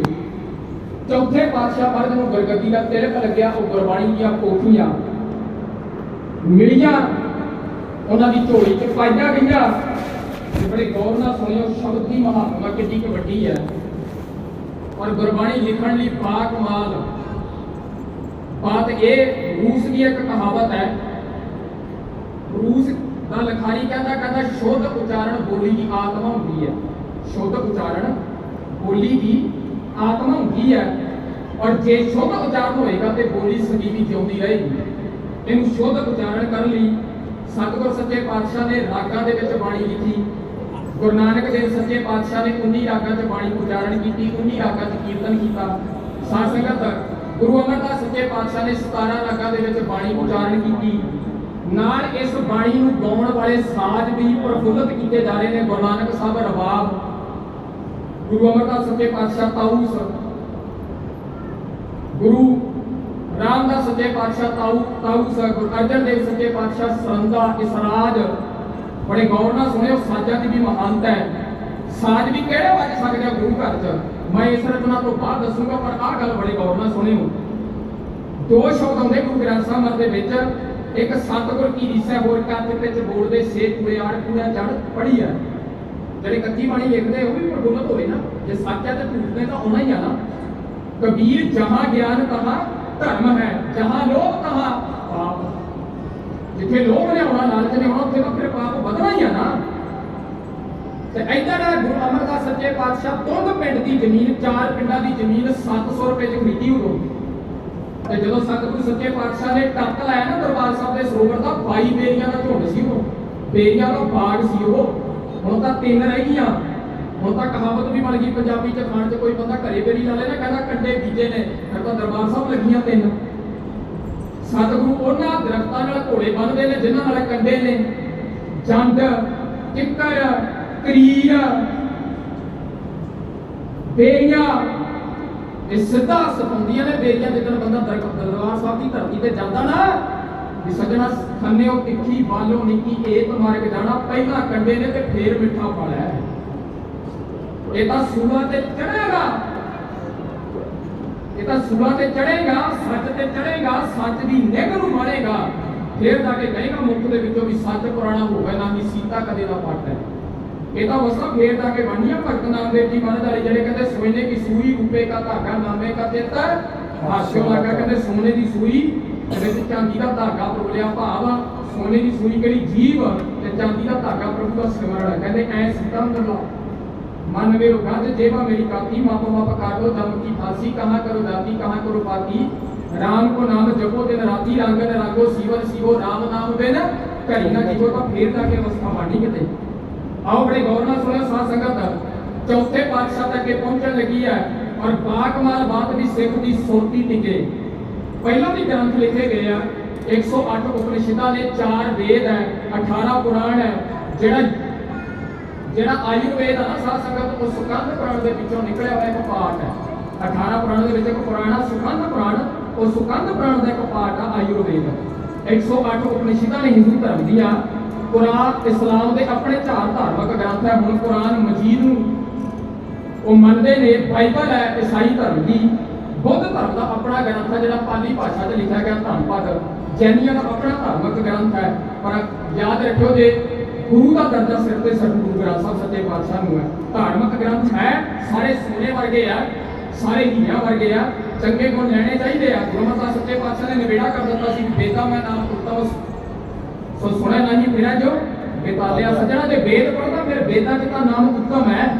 ते जे तू गीता पढ़दा गया फिर भगत नामदेव जी महाराज ने गाली मुकाती भी भैरो कूट शीतला धावे खर वाहन को शार रावे हो तो एक रवैया ले हो आन दे बदलावन ले हो शिव शिव करते जो नर त्यावे भक्त चढ़े गौ धमकावे महामाई की पूजा करे नर से नार हुए तो तरह तू कहिए ती आद भवानी मुक्त की बरिया कहा छिपानी गुरमत राम नाम कहो मीता प्रणवय नामा। एवं कहे गीता सजना तरीका गीता भी कहती है भी गुरु की मत लैके नाम जप के राम का कण कण च रमे परमेश्वर का नाम जप के तेरा पार उतारा हुआ है।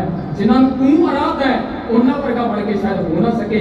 आ बड़े गौर नाल सुनियो सत संगत, तीजे पातशाह ने कौम की झोली च बड़ा बड़ा बड़ापन पाया और सिख की फिर सुरती टिके। पहले पातशाह ने पट्टी रची, फिर तीजे पातशाह ने फिर पट्टी रची। पहले पातशाह ने 12वां रचिया, वो तो बाद फिर पंजवें पातशाह ने 12वां रचिया। पहले पातशाह का 12वां तुखारी राग च है ते बहुता संग्राम वाले दिन पंजवें पातशाह का पढ़िया जाता जेड़ा माझ राग च है। ते साध संगत गुरु नानक देव सच्चे पातशाह को बारे जाइए, कभी जहां ना पहुंचे रवि तहां पहुंचे कभी। आ लोकी तां हुण पहुंचे ना गैलेक्सिया जानता रहा तां कभी तां कादे पहुंचे हुए हैं। पर याद रखियो लिखण वाले दे कलम च दम पता कितना होता। जगबीर भुंडर ने लिखी है गल, कहना कलम है मेरे कोल शुरा कोई नहीं, जे हजे भी ना टलियो तो मैथों बुरा कोई नहीं। कलमा तो आई ते आ जाना, कलमा सच लिखण ते आ जाना, पूरा तो जल जाता है।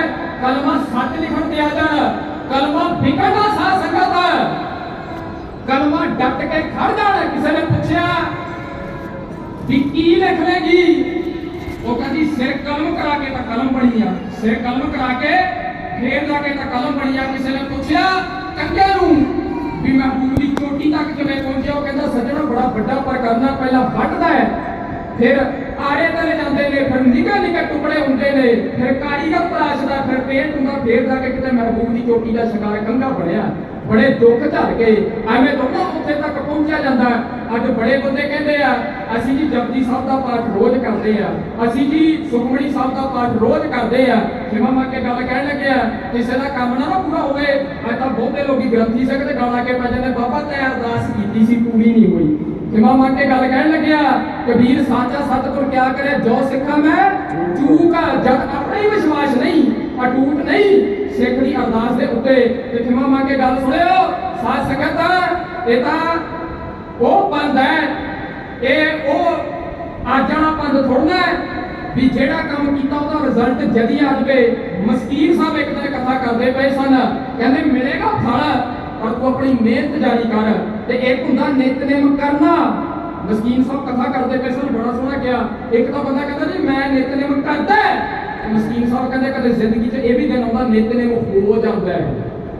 प्रोफैसर साहब सिंह हुणां दी किताब है सिमरन दीयां बरकतां, वो कहते तेरा वक्त लगे तू कदे 2 घंटे च रहना सौ करके देखी, कदे देर कट के आ मेरे वर्गे नूं जे कंठ हो गई ना स्कूटर ते 15 मिनट दे विच बस घर पहुंचदे तक तेरा कीता जातो नहीं मैनूं जो कि कोई दुकान तो चलना है, दुकान तो चलना है।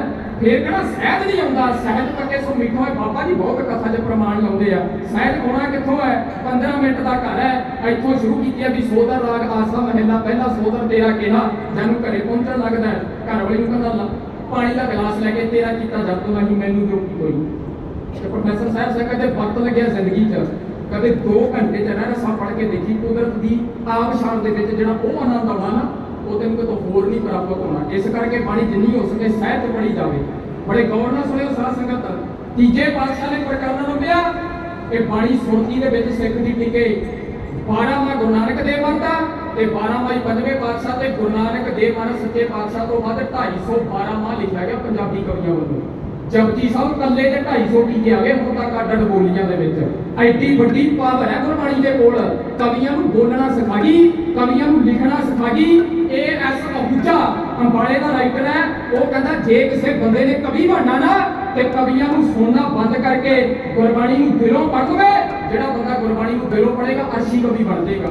ਤੇ ਰਾਗ ਜਿੱਦਾਂ ਰਾਗਾਂ ਦੀ ਵੀ ਚੋਣ ਹੋਣੀ ਆ 19 ਰਾਗਾਂ 'ਚ ਗੁਰੂ ਨਾਨਕ ਦੇਵ ਮਹਾਰਾਜ ਨੇ ਬਾਣੀ 17 ਰਾਗਾਂ 'ਚ ਗੁਰੂ ਅਮਰਦਾਸ ਸੱਚੇ ਪਾਤਸ਼ਾਹ ਨੇ, ਗੁਰੂ ਰਾਮਦਾਸ ਸੱਚੇ ਪਾਤਸ਼ਾਹ ਤੇ ਗੁਰੂ ਅਮਰਦਾਸ ਸੱਚੇ ਪਾਤਸ਼ਾਹ ਨੇ 30 ਰਾਗਾਂ 'ਚ ਬਾਣੀ ਉਚਾਰਨ ਕੀਤੀ। ਇੱਥੇ ਬਸ ਨਹੀਂ, ਬਾਬਾ ਕਬੀਰ ਸਾਹਿਬ ਮਹਾਰਾਜ ਉਹਨਾਂ ਨੇ ਜੇ ਨਾ ਭੁੱਲਦਾ ਹੋਵਾਂ 14 ਰਾਗਾਂ 'ਚ ਭਗਤ ਨਾਮਦੇਵ ਜੀ ਮਹਾਰਾਜ, 18 ਰਾਗਾਂ 'ਚ ਭਗਤ ਰਵਿਦਾਸ ਜੀ ਮਹਾਰਾਜ, 16 ਰਾਗਾਂ 'ਚ ਤੇ 15 ਭਗਤਾਂ ਦੀ ਬਾਣੀ 22 ਰਾਗਾਂ ਦੇ ਵਿੱਚ 22 ਵਾਰਾਂ ਗੁਰੂ ਗ੍ਰੰਥ ਸਾਹਿਬ ਮਹਾਰਾਜ ਦੇ ਵਿੱਚ 22 ਰਾਗਾਂ ਦੇ ਵਿੱਚ ਬਾਣੀ ਦਰਜਾ ਭਗਤ ਸਾਹਿਬਾਨਾਂ ਦੀ 22 ਵਾਰਾਂ ਗੁਰੂ ਗ੍ਰੰਥ ਸਾਹਿਬ ਦੇ ਵਿੱਚ। ਤੇ ਇਸ ਬਾਣੀ ਦੇ ਪ੍ਰਚਾਰ ਲਈ ਤੀਜੇ ਪਾਤਸ਼ਾਹ ਨੇ 22 ਪ੍ਰਚਾਰਕ ਥਾਪੇ, 22 ਮੰਦੀਆਂ ਥਾਪੇ। 22 ਦਾ ਅੰਕੜਾ ਬਹੁਤ ਵੱਡਾ ਪਰ ਮੈਂ ਉਹਨਾਂ ਕੀ ਦੱਸਣ ਲੱਗਿਆ। ਤੇ ਇੱਕ ਗੱਲ ਹੋਰ ਸੁਣਿਓ ਬੜੇ ਗੌਰ ਨਾਲ ਸਾਧ ਸੰਗਤ, ਤੀਜੇ ਪਾਤਸ਼ਾਹ ਮਹਾਰਾਜ ਨੇ ਜਿਹੜਾ ਪ੍ਰਕਰਣ ਆਰੰਭ ਦਿੱਤਾ ਨਾ, ਇਧਰ 700 ਰੁਪਏ ਦੀ ਜ਼ਮੀਨ ਖਰੀਦੀ ਆ, ਦਰਬਾਰ ਸਾਹਿਬ ਬਣਾਉਣਾ ਸ਼ੁਰੂ ਹੋ ਗਿਆ। ਸਿੱਖਾਂ ਦਾ ਧਾਰਮਿਕ ਕੇਂਦਰੀ ਸਥਾਨ ਵੀ ਬਣਨਾ ਹੈ ਤੇ ਉਹ ਸਿੱਖਾਂ ਦੇ ਧਾਰਮਿਕ ਕੇਂਦਰੀ ਸਥਾਨ ਦੇ ਉੱਤੇ ਸ੍ਰੀ ਗੁਰੂ ਗ੍ਰੰਥ ਸਾਹਿਬ ਦਾ ਪਹਿਲਾ ਪ੍ਰਕਾਸ਼ ਹੋਣਾ ਹੈ। ਤੇ ਜਦੋਂ ਰਾਗਾਂ ਦੀ ਚੋਣ ਹੋਣ ਲੱਗੀ ਆ ਨਾ, ਰਾਗ ਵੀ ਬੜੇ ਪਾਕਮਾਲ 31 ਰਾਗ ਨੇ ਗੁਰੂ ਗ੍ਰੰਥ ਸਾਹਿਬ ਦੇ ਵਿੱਚ। ਤੇ ਰਾਗਾਂ ਦੀ ਚੋਣ ਵੇਲੇ ਵੀ ਨਾ ਦੀਪਕ ਪਾਇਆ ਤੇ ਨਾ ਮੇਘ ਪਾਇਆ, ਕਿਉਂਕਿ ਮਿਲਦੇ ਵੇਲੇ ਉਛਾਲਾ ਨਹੀਂ ਤੇ ਸਾਰੇ ਜਦੋਂ ਵਿਜੋਗ ਆ ਉਦੋਂ ਸਾੜਾ ਨਹੀਂ। ਜਦੋਂ ਕਿਉਂਕਿ ਮੇਘ ਉਛਾਲਾ ਪੈਦਾ ਕਰਦਾ ਨਾ ਤੇ ਦੀਪਕ ਅੰਦਰ ਇਹ ਰਾਗ ਹੈ ਨਹੀਂ ਗੁਰੂ ਗ੍ਰੰਥ ਸਾਹਿਬ ਦੇ ਵਿੱਚ। ਤੇ ਅਗਲੀ ਗੱਲ ਸੁਣਿਓ, ਵਿਦਵਾਨ ਨੇ ਬਹੁਤ ਸੋਹਣੀ ਲਿਖੀ ਆ। ਉਹ ਕਹਿੰਦੇ ਮਿਲਵੇ ਵੇਲੇ ਉਛਾਲਾ ਨਹੀਂ ਤੇ ਵਿਜੋਗ ਵੇਲੇ ਸਾੜਾ ਨਹੀਂ। ਇਹ ਤਾਂ ਪੰਥ ਪਤਾ ਕਿਹੜਾ ਵੀ ਸਹਿਜੇ ਹੁਕਮ ਦੇ ਉੱਤੇ ਚੱਲ ਕੇ, ਰਜ਼ਾਈ ਦੇ ਉੱਤੇ ਚੱਲ ਕੇ ਸਹਿਜ ਦੇ ਨਾਲ ਪਤੀ ਪਰਮੇਸ਼ਰ ਪ੍ਰਾਪਤ ਕਰਨਾ। ਹਾਂ, ਇਹ ਵੀ ਨਹੀਂ ਵੀ ਚੁੱਪ ਰਹਿਣਾ। ਇਸ ਕਰਕੇ ਬਸੰਤ ਦੇ ਨਾਲ, ਡਰਮੇ ਦੇ ਨਾਲ, ਹੰਡੋਲ ਨਾਲ ਜੋੜ ਦਿੱਤਾ ਤੇ ਗੌੜੀ ਦੇ ਨਾਲ ਦੀਪਕੀ ਦਰਜ ਕਰ ਦਿੱਤੀ ਤਾਂ ਕਿ ਪ੍ਰਚੰਡ ਭਗਤੀ ਵੀ ਰੋਵੇ ਕੋਲ, ਤਾਂ ਕਿ ਪ੍ਰਚੰਡ ਭਗਤੀ ਵੀ ਰਵੇ। ਗੌੜੀ ਦੀਪਕੀ ਦੇ ਆਖਰੀ ਅਰਥ ਇਹ ਹੈ ਵੀ ਪ੍ਰਚੰਡ ਭਗਤੀ ਆ। 31 ਰਾਗਾਂ ਦੇ ਵਿੱਚ ਗੁਰਬਾਣੀ ਲਿਖੀ ਜਾਣ ਲੱਗੀ ਹੈ ਤੇ ਲਿਖਣ ਦਾ ਪ੍ਰਯੋਜਨ ਜਿਹੜਾ ਨਾ ਉਹ ਗੁਰਬਾਣੀ ਵਿਆਕਰਨ ਹੈ। ਗੁਰਬਾਣੀ ਵਿਆਕਰਨ ਕਿੰਨੀ ਕੁ ਕੀਮਤੀ ਆ। ਗੁਰੂ ਗ੍ਰੰਥ ਸਾਹਿਬ ਦੇ ਵਿੱਚ ਇੱਕ ਪੰਕਤੀ ਆਉਂਦੀ ਹੈ, ਆਹਰ ਸਭ ਕਰਦਾ ਫਿਰੈ ਆਹਰ ਇੱਕ ਨਾ ਹੋਏ, ਨਾਨਕ ਜਿਤ ਆਹਰ ਜਗ ਉਤਰੈ ਫਿਰਲਾ ਬੂਝਾ ਕੋਏ। ਇਹ ਤਿੰਨਾਂ ਦੇ ਵਿੱਚ ਆਹਰ ਹੈ। ਜਿਹੜਾ ਪਹਿਲਾ ਆਹਰ ਹੈ ਉਹਨੂੰ ਔਂਕੜ ਹੈ ਨਹੀਂ, ਜਿਹੜਾ ਦੂਜਾ ਆਹਰ ਹੈ ਉਹਦੇ ਰਾਰੇ ਨੂੰ ਔਂਕੜ ਹੈ, ਜਿਹੜਾ ਤੀਜਾ ਆਹਰ ਹੈ ਉਹਦੇ ਰਾਰੇ ਨੂੰ ਸਿਹਾਰੀ ਹੈ। ਇਹ ਗੁਰਬਾਣੀ ਗ੍ਰਾਮਰ ਤੇ ਵਿਆਕਰਨ ਹੈ। ਸਾਧ ਸੰਗਤ, ਇੰਗਲਿਸ਼ ਦੀ ਗੁਰਬਾਣੀ ਗ੍ਰਾਮਰ ਹੈ, BUT ਬੱਟ ਕਿਹਾ ਜਾਂਦਾ ਤੇ PUT ਪੁੱਟ ਕਿਹਾ ਜਾਂਦਾ। ਜੇ ਗ੍ਰਾਮਰ ਨਾ ਹੋਵੇ ਤੇ ਫਿਰ ਉਹਨੂੰ ਵੀ ਬੁੱਟ ਪੜੋ ਤੇ ਉਹਨੂੰ ਵੀ ਪੁੱਟ ਪੜੋ, ਤੇ ਜੇ ਉਹਨੂੰ ਬੱਟ ਪੜ੍ਹਦੇ ਹੋ ਫਿਰ ਇਹਨੂੰ ਵੀ ਬੱਟ ਪੜੋ। ਇਸ ਕਰਕੇ ਉੱਥੇ ਵੀ ਗੁਰਬਾਣੀ ਗ੍ਰਾਮਰ ਵਿਆਕਰਨ ਲਾਗੂ ਹੁੰਦੀ ਹੈ। ਤੇ ਇਸ ਪੰਕਤੀ ਦੇ ਅਰਥ ਹੈ ਆਹਰ ਸਭ ਕਰਦਾ ਫਿਰੈ ਆਹਰ ਇੱਕ ਨਾ ਹੋਏ। ਦੁਨੀਆ ਬੜੇ ਉਦਮ ਕਰਦੀ ਹੈ ਫਿਰਦੀ ਹੈ, ਉੱਥੇ ਬਹੁਵਚਨ ਆ ਗਿਆ ਤਾਂ ਉਂਕੜ ਉੱਡ ਗਿਆ ਸਾਰੇ ਦੇ ਥੱਲੋਂ। ਆਹਰ ਸਭ ਕਰਦਾ ਫਿਰੈ ਆਹਰ ਇੱਕ ਨਾ ਹੋਏ, ਉੱਥੇ ਇੱਕ ਵਚਨ ਆ ਪੁਲਿੰਗ ਤਾਂ ਕਰਕੇ ਉਂਕੜ ਆਈ ਹੈ। ਇੱਕ ਉਦਮ ਨਹੀਂ ਕਰਦਾ ਤੂੰ ਕਿਹੜਾ, ਨਾਨਕ ਜਿਸ ਆਹਰ ਜਗ ਉਤਰੈ ਵਿਰਲਾ ਬੂਝਾ ਕੋਏ। ਜਿਸ ਉਦਮ ਦੇ ਰਾਹੀਂ ਜਗ ਨੇ ਉਤਾਰਾ ਹੁੰਦਾ ਉਹ ਉਦਮ ਜਗ ਕਰਦਾ ਨਹੀਂ। ਕੱਲੀ ਸਿਹਾਰੀ ਸਾਧ ਸੰਗਤ ਜਿਹੜੀ ਲਾਸਟ ਅੱਖਰ ਨੂੰ ਪੈਂਦੀ ਆ ਨਾ, ਉਹ ਦਾ ਦੇ ਨੀ ਨਾ ਨੇ ਨੀ ਕਾ ਕੇ ਕੀ ਦੇ ਨਾਲ ਦੇ ਦੁਆਰਾ ਦੇ ਵਿੱਚ ਇੰਨੇ ਅਰਥ ਕੱਲੀ ਸਿਹਾਰੀ ਕਰਦੀ ਆ। ਜਿਸ ਪਿਆਰਾ ਹੋਈ ਹੈ ਕਿ ਪੂਰਾ ਟੁੱਟਾ ਪਾਲ, ਉੱਥੇ ਪਾਲ ਦੇ ਲੱਲੇ ਨੂੰ ਸਿਹਾਰੀ ਹੈ। ਉਹਦੇ ਅੱਖਰੀ ਅਰਥ ਬਣਿਆ ਵੀ ਝੂਠ ਦੀ ਕੰਧ ਕਿਵੇਂ ਟੁੱਟੂਗੀ। ਐਡੀ ਵੱਡੀ ਚੀਜ਼ ਹੈ। ਜੇ ਸਤਿਗੁਰੂ ਗੁਰਬਾਣੀ ਵਿਆਕਰਨ ਤੇ ਗੁਰਬਾਣੀ ਗ੍ਰਾਮਰ ਅਨੁਸਾਰ ਬਾਣੀ ਨਾ ਲਿਖਦੇ ਫਿਰ ਗੁਰੂ ਗ੍ਰੰਥ ਸਾਹਿਬ ਦਾ ਸਰੂਪ 1430 ਅੰਗ ਤੋਂ ਵੀ ਵੱਧ ਹੁੰਦਾ ਹੈ। ਆ ਸਤਿਗੁਰੂ ਸੱਚੇ ਪਾਤਸ਼ਾਹ ਨੇ ਪੁੱਜੇ ਦੇ ਵਿੱਚ ਜਿਵੇਂ ਸਮੁੰਦਰ ਨਹੀਂ ਕਹਿੰਦੇ ਵੱਧ ਕਰ ਦਿੰਦੇ, ਸਤਿਗੁਰੂ ਸੱਚੇ ਪਾਤਸ਼ਾਹ ਨੇ ਇਹ ਤੋਂ ਵੀ ਵੱਡੀ ਮਹਾਨਤ ਆ ਸਤਿਗੁਰੂ ਸੱਚੇ ਪਾਤਸ਼ਾਹ ਕਿ ਸਿਹਾਈ ਬਣਾਉਣ ਲੱਗੇ ਨੇ, ਮੈਂ ਕਵਿਤਾ ਲਗਾਉਣ ਲੱਗਿਆ। ਇਹ ਜਿਹੜੀ ਸਿਹਾਈ ਆ ਨਾ ਸਾਧ ਸੰਗਤ, ਇਹ ਬੜੀ ਕੀਮਤੀ ਸਿਹਾਈ ਆ। ਇਹ ਸਿਹਾਈ ਨੂੰ ਅੱਜ ਵੀ ਵਿਦਵਾਨ ਮੰਨਦੇ ਆ ਵੀ ਇਹੋ ਜਿਹੀ ਸਿਹਾਈ ਦੁਬਾਰਾ ਧਰਤੀ ਦੇ ਉੱਤੇ ਨਾ ਬਣਾਈ ਗਈ ਹੈ ਤੇ ਨਾ ਬਣਾਈ ਜਾਣੀ ਹੈ। ਸਿਹਾਈ ਦੇ ਵਿੱਚ ਸਤਿਗੁਰੂ ਸੱਚੇ ਪਾਤਸ਼ਾਹ ਕਿੱਕਰ ਦੀ ਗੂੰਦ 40 ਗ੍ਰਾਮ, ਕਿੱਕਰ ਦੀ ਗੂੰਦ 40 ਗ੍ਰਾਮ, ਕੱਜਲ 20 ਗ੍ਰਾਮ ਤੇ 10 ਗ੍ਰਾਮ ਗੰਧਕ। ਉਹ ਗੰਧਕ ਤਾਂ ਪਾਇਆ ਜਾਂਦਾ ਵੀ ਕਾਗਜ਼ ਨੂੰ ਜਿਹੜਾ ਉਹ ਕੀੜਾ ਨਾ ਲੱਗੇ। ਇੱਥੇ ਬਸ ਨਹੀਂ ਸੋਨੇ 5 ਗ੍ਰਾਮ ਸੋਨਾ ਤਾਂ ਪਾਇਆ ਜਾਣਾ ਕਿ ਰਾਤ ਵੇਲੇ ਜੇ ਕਿਸੇ ਸਿੱਖ ਨੇ ਗੁਰਬਾਣੀ ਦਾ ਪ੍ਰਕਾਸ਼ ਕਰਨਾ ਹੈ ਤੇ ਅੱਖਰ ਚਮਕਦਾਰ ਹੋਣਾ ਤੇ ਰੋਸ਼ਨੀ ਦੇ ਵਿੱਚ ਤੇ ਚੰਦ ਦੀ ਰੋਸ਼ਨੀ ਦੇ ਵਿੱਚ ਵੀ ਅੱਖਰ ਪੜ੍ਹੇ ਜਾਣ।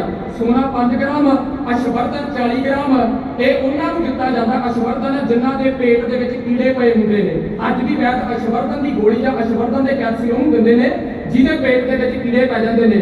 ਤੇ ਮੁੜ ਕੇ 6ਵੀਂ ਚੀਜ਼ ਲਾਜਵਰਦ, ਇੱਕ ਬੜਾ ਕੀਮਤੀ ਗੂੜੇ ਦੇ ਜੰਗਾਲੀ ਦੇ ਰੰਗ ਦਾ ਪੱਥਰ ਹੁੰਦਾ, ਇਹਨੂੰ ਇਹ ਸੌਖੇ ਸ਼ਬਦਾਂ 'ਚ ਕਹਿ ਲਓ ਗੰਧਕ ਦੀ ਮੇਲ ਦਾ ਨੀਲ ਪਾਇਆ।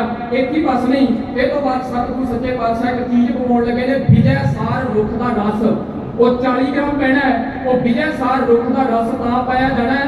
ਅੱਜ ਵੀ ਜਿਹੜੇ ਬੰਦਿਆਂ ਦੇ ਉਮਰ ਤੋਂ ਪਹਿਲਾਂ ਬਾਲ ਧੌਲੇ ਚਿੱਟੇ ਹੋ ਜਾਣ ਨਾ, ਉਹਨੂੰ ਵੈਦ ਵਿਜੈ ਸਾਰ ਰੁੱਖ ਦੇ ਰਸ ਦੀ ਦਵਾਈ ਦਿੰਦੇ ਆ। ਕੈਪਸੂਲ ਵੀ ਹੁੰਦੇ ਆ ਵਿਜੈ ਸਾਰ ਰੁੱਖ ਦੇ, ਜਿਹਦੇ ਉਮਰ ਤੋਂ ਪਹਿਲਾਂ ਧੌਲੇ ਚਿੱਟੇ ਹੋ ਜਾਣ। ਵਿਜੈ ਸਾਰ ਰੁੱਖ ਦਾ ਰਸ ਪਾਣੀ ਦੀ ਥਾਂ ਤੇ ਪਾਇਆ ਜਾਣਾ ਹੈ। ਤੇ ਮੁੜ ਕੇ ਇਹ ਪੂਰੀ ਜਿੰਨੀਆਂ ਚੀਜ਼ਾਂ ਨੇ ਇਹਨਾਂ ਨੂੰ ਨਿੰਮ ਦਾ ਘੋਟਣੇ ਨਾਲ 20 ਦਿਨ ਕੁੰਡੇ ਦੇ ਵਿੱਚ ਰਗੜਿਆ ਜਾਣਾ ਹੈ। ਰਗੜਨ ਤੋਂ ਬਾਅਦ ਤਾਂਬੇ ਦੇ ਭਾਂਡੇ 'ਚ ਪਾਇਆ ਜਾਣਾ ਹੈ, ਕਿਉਂਕਿ ਤਾਂਬੇ ਦੇ ਭਾਂਡੇ ਕੋਲ ਇੱਕ ਗੁਣ ਹੈ ਕਿ ਤਾਂਬੇ ਦਾ ਭਾਂਡਾ ਪਹਿਲਾਂ ਹੀ ਰਸਾਇਣ ਹੈ ਤੇ ਆਕਸੀਜਨ ਨਾਲ ਰਲ ਕੇ ਉਹ ਸਿਆਹੀ ਕਾਲੇ ਰੰਗ ਦੀ ਬਣਾਉਂਦਾ ਹੈ। ਇਹ 9 ਗੁਣ ਸਿਆਹੀ ਦੇ ਵਿੱਚ ਸਾਧ ਸੰਗਤ ਪਾ ਕੇ ਤੇ ਕਾਗਜ਼ ਕਸ਼ਮੀਰ ਤੋਂ ਆਇਆ ਹੈ। ਪਿਆਰਾ ਸਿੰਘ ਪਦਮ ਨੇ ਲਿਖੀ ਆ ਗੱਲ, ਸਪੈਸ਼ਲ ਕਾਗਜ਼ ਮੰਗਾਇਆ ਗਿਆ ਕਿਉਂਕਿ ਉਦੋਂ ਕਸ਼ਮੀਰ ਦਾ ਕਾਗਜ਼ ਮਹੱਤਵਪੂਰਨ ਇੰਪੋਰਟੈਂਟ ਹੈ।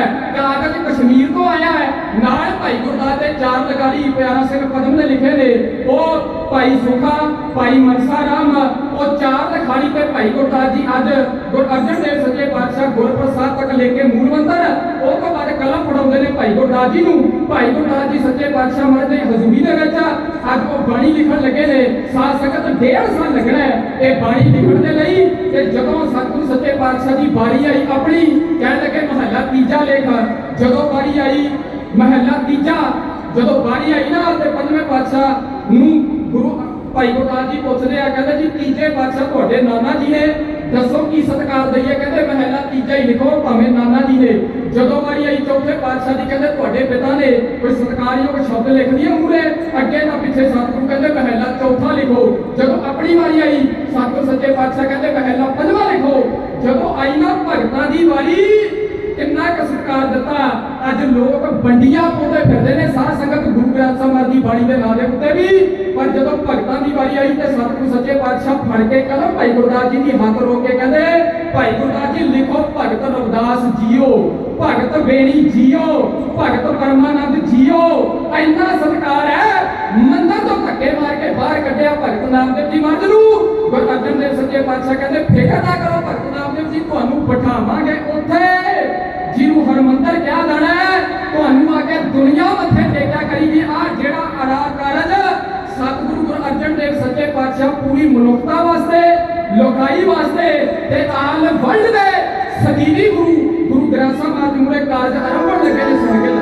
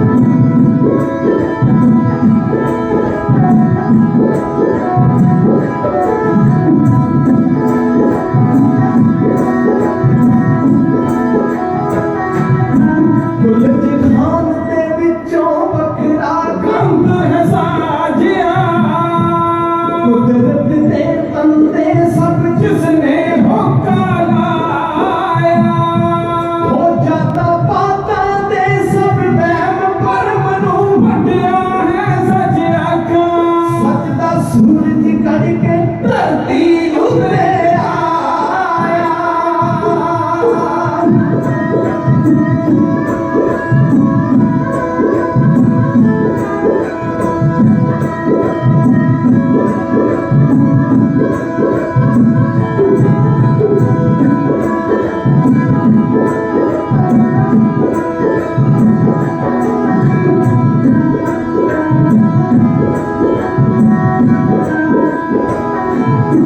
ਜਾਂਦਾ ਬਾਤਾਂ ਦੇ ਸਭ ਵਹਿਮ ਭਰਮ ਨੂੰ ਵੱਡਿਆ ਏ ਸੱਚ ਦਾ ਸੂਰਜ ਕੱਢ ਕੇ ਧਰਤੀ ਉੱਤੇ ਟਿਕਾਇਆ ਉਹ ਝੂਠ ਪਖੰਡ ਦਾ ਇਸ ਦੇ ਮੂਰੇ ਓ ਠਹਿਰਦਾ ਸੱਚਿਆ ਕਾ ਇਹ ਕੜਿਆਲਾ ਜੀ ਸਤਿਗੁਰ ਨੇ ਹੈ ਫਰਮਾਇਆ ਇਹ ਕੜਿਆਲਾ ਜੀ ਸਤਿਗੁਰ ਨੇ ਹੈ ਫਰਮਾਇਆ ਇਹ ਕੜਿਆਲਾ ਜੀ ਸਤਿਗੁਰ ਨੇ ਹੈ ਫਰਮਾਇਆ ਸਾਧ ਸੰਗਤ ਸ਼ਹਿਰ ਦੇ ਕੇਂਦਰੀ ਅਸਥਾਨ ਦਰਬਾਰ ਸਾਹਿਬ ਦੀ ਧਰਤੀ ਦੇ ਉੱਤੇ ਸ੍ਰੀ ਗੁਰੂ ਗ੍ਰੰਥ ਸਾਹਿਬ ਮਹਾਰਾਜ ਦਾ ਪਹਿਲਾ ਪ੍ਰਕਾਸ਼ ਹੋਣਾ ਹੈ 69 ਬੁੰਗੇ ਸੀ ਦਰਬਾਰ ਸਾਹਿਬ ਦੀ ਧਰਤੀ ਤੇ। ਸਾਧ ਸੰਗਤ ਹੁਣ ਤੱਕ ਗਿਣਤੀ ਦੇ 3-4 ਰਹਿ ਗਏ। 12 ਗੇਟ ਹੈ ਬਾਹਰ, ਅੰਦਰ 4 ਗੇਟ ਹੈ, ਇੱਕ ਕੋਲ ਹੈ। ਦੁਨੀਆ ਦੇ ਖਿੱਤੇ ਦਾ ਬੰਦਾ, ਕਿਸੇ ਧਰਮ ਦਾ ਬੰਦਾ ਆਵੇ, ਇਸ ਘਰ ਦੇ ਵਿੱਚੋਂ ਇੱਕੋ ਆਵਾਜ਼ ਆਏਗਾ ਵੀ ਅਵਲ ਅੱਲਾ ਨੂਰ ਪਾਇਆ ਕੁਦਰਤ ਕੇ ਸਭ ਬੰਦੇ।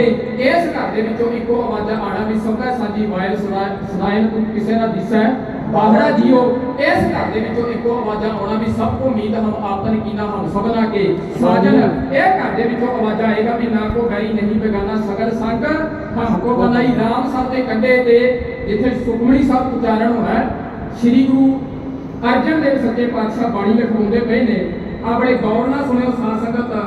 ਸਨਮਾਨਯੋਗ ਸ਼ਖਸੀਅਤ ਪੰਥ ਦੀ ਸੰਤ ਬਾਬਾ ਸੇਵਾ ਸਿੰਘ ਇਸ ਵਕਤ ਸ੍ਰੀ ਗੁਰੂ ਗ੍ਰੰਥ ਸਾਹਿਬ ਮਹਾਰਾਜ ਦੀ ਹਜ਼ੂਰੀ ਦੇ ਵਿੱਚ ਪਧਾਰੇ ਨੇ। ਸਤਿਗੁਰ ਸੱਚੇ ਪਾਤਸ਼ਾਹ ਮਹਾਰਾਜ ਦੀ ਕਿਰਪਾ ਕਰਨ, ਤੰਦਰੁਸਤੀ ਬਖਸ਼ਣ, ਸੇਵਾਵਾਂ ਲੈਂਦੇ ਵੱਲ ਸਾਡੇ ਢਾਡੀ ਜਥੇ ਵੱਲੋਂ ਜੀ ਆਇਆਂ ਨੂੰ ਆਖਿਆ ਜਾਂਦਾ ਹੈ। ਆਓ ਬੜੇ ਗੌਰ ਨਾਲ ਸੁਣਿਓ। ਲਿਖਣ ਲੱਗਿਆ ਵੀ ਏਡੀ ਕੁ ਬਰੀਕੀ ਨਾਪੀ ਜਾਣੀ ਹੈ ਨਾ। ਇਤਿਹਾਸਕਾਰ ਕਹਿੰਦੇ ਆ ਭਾਈ ਗੁਰਦਾਸ ਜੀ ਕੋ ਇੱਕ ਵੀ ਅੱਖਰ ਦੀ ਗਲਤੀ ਨਹੀਂ ਹੋਈ, ਇੱਕ ਵੀ ਅੱਖਰ ਦੀ ਗਲਤੀ ਨਹੀਂ ਹੋਈ। ਦੂਜੀ ਗੱਲ ਸਾਧ ਸੰਗਤ, ਜਦੋਂ ਭਾਈ ਗੁਰਦਾਸ ਜੀ ਬਾਣੀ ਲਿਖਦੇ ਪਏ ਨੇ, 4 ਲਿਖਾਰੀ ਹੋਰ ਨਾਲ ਦੇ ਉਤਾਰਾ ਕਰਦੇ ਪਏ ਨੇ। ਤੇ ਇੱਕ ਗੱਲ ਹੋਰ ਬੜੀ ਕੀਮਤੀ, ਉਹ ਦੋਨੇ ਬਾਣੀਆਂ ਸਿੱਖ ਕੌਮ ਦੇ ਵਿੱਚ ਬੜੀਆਂ ਮਹੱਤਵਪੂਰਨ ਪੱਖ ਰੱਖਦੀਆਂ ਨੇ। 262 ਅੰਗ ਤੇ ਹੈ ਸੁਖਮਣੀ ਸਾਹਿਬ। ਤੇ ਜਦੋਂ ਲਿਖਣ ਸ਼ੈਲੀ ਵੀ ਆ ਨਾ ਬੜੀ ਜਿਹੜੀ ਬਾਕਮਾਲਾ ਕਾਵਰੂ ਕਿੱਡਾ ਵੱਡਾ ਰੱਖਿਆ ਗਿਆ। ਕਿਉਂਕਿ ਇੱਕ ਵਾਰ ਪ੍ਰਿੰਸੀਪਲ ਹਨ ਭਜਨ ਸਿੰਘ ਸ਼ਹੀਦ ਸਿੰਘ ਮਿਸ਼ਨਰੀ ਕਾਲਜ ਦੇ ਪਹਿਲੇ ਪ੍ਰਿੰਸੀਪਲ, ਉਹਨਾਂ ਨੇ ਇੱਕ ਕਿਤਾਬ ਲਿਖੀ ਸੁਣ ਖਾਏ ਦਾਨਿਸ਼ਮੰਦ। ਉਹ 'ਚ ਕਵੀਆਂ ਦੇ ਬੋਲ ਦਰਜ ਕੀਤੇ। ਚੰਦ ਸਿੱਖਾਂ ਨੇ ਇਤਰਾਜ਼ ਦਰਜ ਕੀਤਾ ਵੀ ਤੁਸੀਂ ਇੱਕ ਵੀ ਗੁਰਬਾਣੀ ਦੀ ਪੰਕਤੀ ਨਹੀਂ ਲਿਖੀ ਉਹਦੇ 'ਚ, ਵੀ ਤੁਸੀਂ ਕਵੀਆਂ ਦੇ ਬੋਲ ਦਰਜ ਕੀਤੇ। ਗੁਰਬਾਣੀ ਦੀ ਕਵਿਤਾ ਦਾ ਪੱਖ ਹੈ ਨਾ, ਪਰ ਤੁਸੀਂ ਦਰਜ ਨਹੀਂ ਕੀਤੇ। ਪ੍ਰਿੰਸੀਪਲ ਭਜਨ ਸਿੰਘ ਉਹਨਾਂ ਦਾ ਜਵਾਬ ਸੁਣੋ। ਕਹਿੰਦੇ ਜਿਹੜੇ ਇਹ ਕਵੀ ਨੇ ਨਾ, ਮੈਂ ਮੰਨਦਾ ਵੀ ਉਡਾਰੀਆਂ ਲਾਉਂਦੇ ਨੇ, ਮੈਂ ਮੰਨਦਾ ਵੀ ਉਡਾਰੀਆਂ ਲਾਉਂਦੇ ਨੇ, ਪਰ ਕਦੇ ਕਦੇ ਲਾਉਂਦੇ ਨੇ ਜਿਨ੍ਹਾਂ ਦੀ ਬਾਣੀ ਗੁਰੂ ਗ੍ਰੰਥ ਸਾਹਿਬ ਮਹਾਰਾਜ ਦਰਜ ਹੈ ਨਾ, ਉਹਨਾਂ ਨੇ ਇੱਕੋ ਵਾਰ ਉਡਾਰੀ ਭਰੀ ਹੈ, ਮੁੜ ਕੇ ਆਏ ਨਹੀਂ ਉਹ ਸੁਰਤੀ ਤੋਂ ਥੱਲੇ। ਔਰ ਇਸੇ ਕਰਕੇ ਭਗਤ ਰਵਿਦਾਸ ਜੀ ਮਹਾਰਾਜ ਨੂੰ ਇੱਕ ਠੋਕ ਕੇ ਲਿਖਣਾ ਪਿਆ ਕਿ ਜੋ ਹਮ ਸ਼ਹਿਰੀ ਸੋ ਮੀਤ ਹਮਾਰਾ, ਜਿਹੜਾ ਇੱਥੋਂ ਤੱਕ ਪਹੁੰਚੂਗਾ ਉਹ ਸਾਡਾ ਮਿੱਤਰ ਬਣੂਗਾ। ਆਈਓ ਤਾਂ ਭਾਈ ਗੁਰਦਾਸ ਜੀ ਨੂੰ ਲਿਖਣਾ ਪਿਆ ਵੀ ਪ੍ਰੀਤਮ ਕਾ ਦੇਸ਼ ਕੈਸਾ ਬਾਤਨ ਸੇ ਜਾਈਆ। ਪ੍ਰੀਤਮ ਦੇ ਦੇਸ਼ ਕਦੇ ਗੱਲਾਂ ਨਾਲ ਥੋੜਾ ਪਹੁੰਚਿਆ ਜਾ ਰਿਹਾ ਹੈ। ਇਹ ਤਾਂ ਉਹ ਪਹੁੰਚੇਗਾ ਜਿਨ ਪ੍ਰੇਮ ਕੀਆ ਤਿਨ ਹੀ ਪ੍ਰਭ ਪਾਇਓ। ਇਹ ਤਾਂ ਉਹ ਪਹੁੰਚੇਗਾ ਜਿਹਨੇ ਸਵੇਰੇ ਉੱਠ ਕੇ ਜਪਜੀ ਸਾਹਿਬ ਦਾ ਪਾਠ ਕੀਤਾ ਹੈਗਾ ਨਾ, ਤੇ ਪੜ੍ਹੀ ਹੋਏਗੀ ਗੱਲ ਕਿ ਭਾਖਿਆ ਭਾਓ ਅਪਾਰ। ਜਿਹੜਾ ਪਿਆਰ ਦੀ ਬੋਲੀ ਪੜ੍ਹੇਗਾ, ਇਸ ਗੁਰਬਾਣੀ ਨੂੰ ਪੜ੍ਹੇਗਾ, ਉਹ ਉੱਥੇ ਤੱਕ ਪਹੁੰਚੇਗਾ। ਸਾਧ ਸੰਗਤ ਬੜੀ ਗੌਰ ਨਾਲ ਸੁਣਿਓ।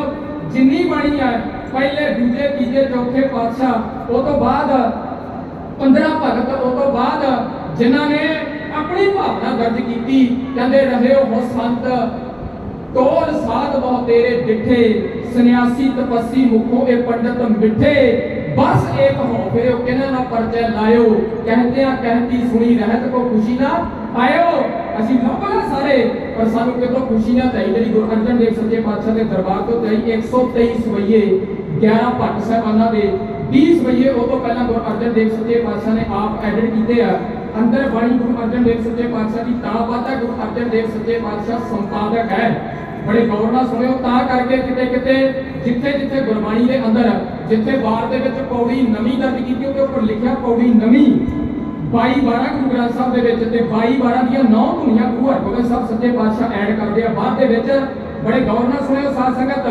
ਸੁਖਮਣੀ ਸਾਹਿਬ 262 ਅੰਕ ਤੇ ਆ 24 ਅਸ਼ਟਪਦੀਆਂ ਨੇ ਤੇ 24 ਸ਼ਲੋਕ ਹੈ ਤੇ ਆ ਬੜੇ ਗੌਰ ਨਾਲ ਸੁਣਿਓ ਹੁਣ ਤੇ ਆਸਾ ਕੀ ਵਾਰ ਜੀ ਦਾ ਰੋਜ਼ ਸਵੇਰੇ ਦਰਬਾਰ ਸਾਹਿਬ ਦੀ ਧਰਤੀ ਤੇ ਕੀਰਤਨ ਹੁੰਦਾ ਨਾ ਤੇ ਗੁਰਦੁਆਰਾ ਸਾਹਿਬ ਵਿੱਚ ਕੀਰਤਨ ਹੁੰਦਾ ਪੰਥ ਦੇ ਅੰਦਰ ਕੀਰਤਨ ਹੁੰਦਾ ਆਸਾ ਕੀ ਵਾਰ 462 ਤੇ ਸੁਖਮਣੀ ਸਾਹਿਬ 262 ਤੇ ਪੂਰੇ 200 ਅੰਕ ਤੋਂ ਬਾਅਦ ਸੁਖਮਣੀ ਆਸਾ ਕੀ ਵਾਰ 462 ਤੇ ਸੁਖਮਣੀ ਸਾਹਿਬ ਦੀਆਂ 24 ਅਸ਼ਟਪਦੀਆਂ ਤੇ 24 ਸ਼ਲੋਕ ਆ ਤੇ ਉਧਰ ਆਸਾ ਕੀ ਵਾਰ ਦੀਆਂ ਪੂਰੀਆਂ ਗਿਣ ਕੇ 24 ਪੌੜੀਆਂ ਨੇ ਤੇ ਬੈਰਾੜੀ ਰਾਗ ਦੇ ਵਿੱਚ ਸਾਰੀ ਬਾਣੀ ਚੌਥੇ ਪਾਤਸ਼ਾਹ ਦੀ ਹੈ ਇੱਕ ਅਖੀਰਲਾ ਸ਼ਬਦ ਬਸ 15ਵੇਂ ਪਾਤਸ਼ਾਹ ਦਾ ਇੱਥੇ ਬਸ ਨਹੀਂ ਬੜੇ ਗੌਰ ਨਾਲ ਸੁਣਿਓ ਸਾਧ ਸੰਗਤ ਏਡਾ ਕ ਮਹੱਤਵਪੂਰਨ ਲਿਖਣ ਸ਼ੈਲੀ ਹੈ ਜੈਸਰੀ ਦੀ ਵਾਰ ਹੈ ਨਾ ਜਿਹੜੀ ਜੈਤ ਸਰੀ ਦੀ ਵਾਰ ਦੇ ਵਿੱਚ ਪੌੜੀਆਂ ਵੀ ਗੁਰੂ ਅਰਜਨ ਦੇਵ ਸੱਚੇ ਪਾਤਸ਼ਾਹ ਦੀਆਂ ਨੇ ਸ਼ਲੋਕ ਆ ਤੇ ਇੱਕ ਪੌੜੀ ਨਾਲ ਦੋ ਸ਼ਲੋਕ ਨੇ ਤਾਂ ਕਿ ਸਿੱਖ ਸੋਟੀ ਟਿਕਾਵੇ ਪੜਨ ਲੱਗਿਆ ਬਾਣੀ ਆ ਜਿਹੜਾ 262 ਤੇ 462 ਦੱਸਿਆ ਨਾ ਇਹ ਵੀ ਸਿੱਖ ਸੋਟੀ ਟਿਕਾਵੇ ਜਦੋਂ ਟਿਕਾਊਗਾ ਤਾਂ ਪਤਾ ਲੱਗੂਗਾ ਵੀ 24 ਪੌੜੀਆਂ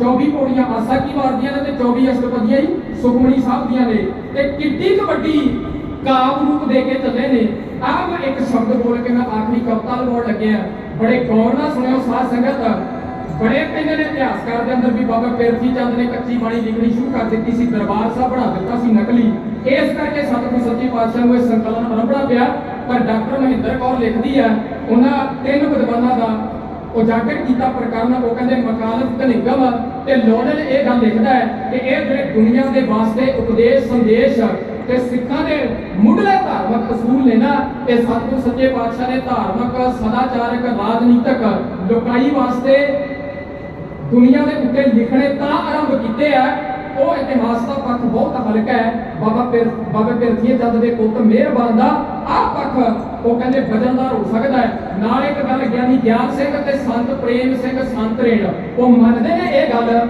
ਦੋਨੇ ਲਿਖਾਰੀ ਕਿ ਜਿਹੜੀ ਸ੍ਰੀ ਗੁਰੂ ਗ੍ਰੰਥ ਸਾਹਿਬ ਦੀ ਸੰਪਾਦਨਾ ਨਾ ਉਹ ਪੂਰੀ ਮਨੁੱਖਤਾਈ ਲਿਖਾਈ ਵਾਸਤੇ ਧਰਮ ਦੇ ਨਿਯਮ ਤੇ ਧਰਮ ਦੇ ਅਸੂਲਾਂ ਦੀ ਖਾਤਰ ਸਤਿਗੁਰੂ ਸੱਚੇ ਪਾਤਸ਼ਾਹ ਨੇ ਇੱਕ ਪ੍ਰਕਰਨ ਇਹ ਸੰਪਾਦਨਾ ਤੇ ਗੁਰੂ ਗ੍ਰੰਥ ਸਾਹਿਬ ਦਾ ਸਰੂਪ ਤਿਆਰ ਕੀਤਾ ਹੈ 975 ਅੰਗ ਦੀ ਭੀੜ ਉਹਦੀ ਜਿਲਦ ਬੰਨਣ ਦੀ ਲਾਹੌਰ ਤੋਂ ਲਿਖਾਈ ਆਏ ਆ ਕਿਵੇਂ ਕਹਾਂਗੇ ਉਹ ਲਾਹੌਰ ਤੋਂ ਜਿਲਦ ਬੰਨਣ ਵਾਲੇ ਆਏ ਆ 975 ਅੰਗਾਂ ਦੀ ਭੀੜ ਅੱਜ ਬਾਬਾ ਬੁੱਢਾ ਸਾਹਿਬ ਦੇ ਸਿਰ ਤੇ ਉੱਤੇ ਰਚੀ ਗਈ ਹੈ 34 ਮਹਾਂਪੁਰਸ਼ਾਂ ਦੀ ਉਦੋਂ ਬਾਣੀ ਦਰਜ ਹੈ ਤੇ 35ਵੇਂ ਨੇ 9ਵੇਂ ਪਾਤਸ਼ਾਹ ਉਹਨਾਂ ਦੀ ਬਾਣੀ ਹਲੇ ਦਰਜ ਨਹੀਂ ਹੈ ਸਾਧ ਸੰਗਤ ਅੱਜ ਬਾਬਾ ਬੁੱਢਾ ਸਾਹਿਬ ਦੇ ਸਿਰ ਦੇ ਉੱਤੇ ਸਰੂਪ ਰੱਖਿਆ ਜਾਣਾ ਹੈ ਸਿੱਖ ਕੌਮ ਦਾ ਪਹਿਲਾ ਨਗਰ ਕੀਰਤਨ ਗੁਰੂ ਗ੍ਰੰਥ ਸਾਹਿਬ ਦੀ ਹਜ਼ੂਰੀ ਦੇ ਵਿੱਚ ਆਦ ਪੀੜ ਦੀ ਹਜ਼ੂਰੀ ਦੇ ਵਿੱਚ ਨਿਕਲਣਾ ਹੈ ਵੈਸੇ 4 ਨਗਰ ਕੀਰਤਨ ਕੱਢੇ ਗਏ ਨੇ ਪਹਿਲਾ ਨਗਰ ਕੀਰਤਨ ਗੁਰੂ ਨਾਨਕ ਦੇਵ ਮਹਾਰਾਜ ਦੇ ਭਾਈ ਮਰਦਾਨਾ ਜੀ ਨੇ ਕੱਢਿਆ ਜਦੋਂ ਪੁਰੇ ਸਨ ਤੇ 2 ਜਾਣੇ ਸਨ ਅੱਜ ਪਿੱਛੇ ਸਾਰਾ ਜਹਾਨ ਜਾਂਦਾ ਹੈ ਤੇ ਦੂਜਾ ਨਗਰ ਕੀਰਤਨ 1116 ਅੰਗਾਂ ਦੇ ਨਾਂ ਭੋਤਾ ਵਾ ਨਾਵਣ ਪੁਰਬ ਅਬੀਜ ਗੁਰ ਸਤਗੁਰ ਦਰਸ਼ ਪਿਆ ਸਤਗੁਰੂ ਅਮਰਦਾਸ ਸੱਚੇ ਪਾਤਸ਼ਾਹ ਨੇ ਜਿਹੜੇ ਪ੍ਰਚਾਰਕ ਦੌੜੇ ਆਰੰਭੇ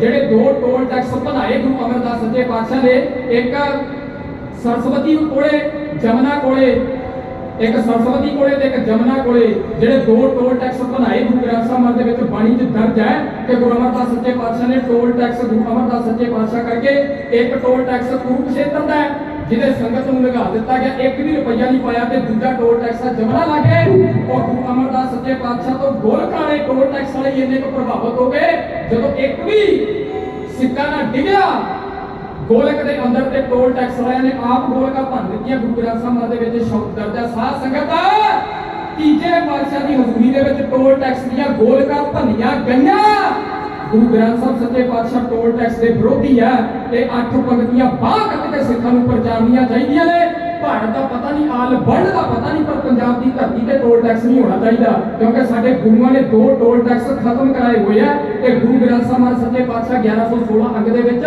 ਗਵਾਹੀ ਭਰਦੇ ਆ। ਤੇ ਸਾਧ ਸੰਗਤ ਅੱਜ ਸਤਿਗੁਰੂ ਸੱਚੇ ਪਾਤਸ਼ਾਹ ਮਹਾਰਾਜ ਜਦੋਂ ਪਹਿਲਾ ਦੂਜਾ ਨਗਰ ਕੀਰਤਨ ਗੁਰੂ ਅਮਰਦਾਸ ਸੱਚੇ ਪਾਤਸ਼ਾਹ ਨੇ, ਤੀਜਾ ਨਗਰ ਕੀਰਤਨ ਅੱਜ ਨਿਕਲ ਲੱਗਿਆ ਤੇ ਚੌਥਾ ਨਗਰ ਕੀਰਤਨ ਸਤਿਗੁਰੂ ਸੱਚੇ ਪਾਤਸ਼ਾਹ ਨੇ ਹੋਲੇ ਮਹੱਲੇ ਅਨੰਦਪੁਰ ਸਾਹਿਬ ਦੀ ਧਰਤੀ ਵੇਲੇ ਕੱਢਿਆ। ਅੱਜ ਪੂਰੇ 4 ਨਗਰ ਕੀਰਤਨਾਂ ਦੇ ਵਿੱਚੋਂ 3 ਨਗਰ ਕੀਰਤਨ ਤੇ ਗੁਰੂ ਗ੍ਰੰਥ ਸਾਹਿਬ ਦੀ ਸੂਚੀ 'ਚ ਪਹਿਲਾ ਨਗਰ ਕੀਰਤਨ ਰਾਮਸਰ ਦੇ ਕੰਢਿਓ ਦਰਬਾਰ ਸਾਹਿਬ ਅੰਮ੍ਰਿਤਸਰ ਦੀ ਧਰਤੀ ਦੇ ਉੱਤੇ ਪਹਿਲਾ ਨਗਰ ਕੀਰਤਨ ਜਾਣਾ ਹੈ। 15 ਦਿਨਾਂ ਦੇ ਵਿੱਚ ਤੁਕ ਤਤਕਰਾ ਤਿਆਰ ਹੋਇਆ।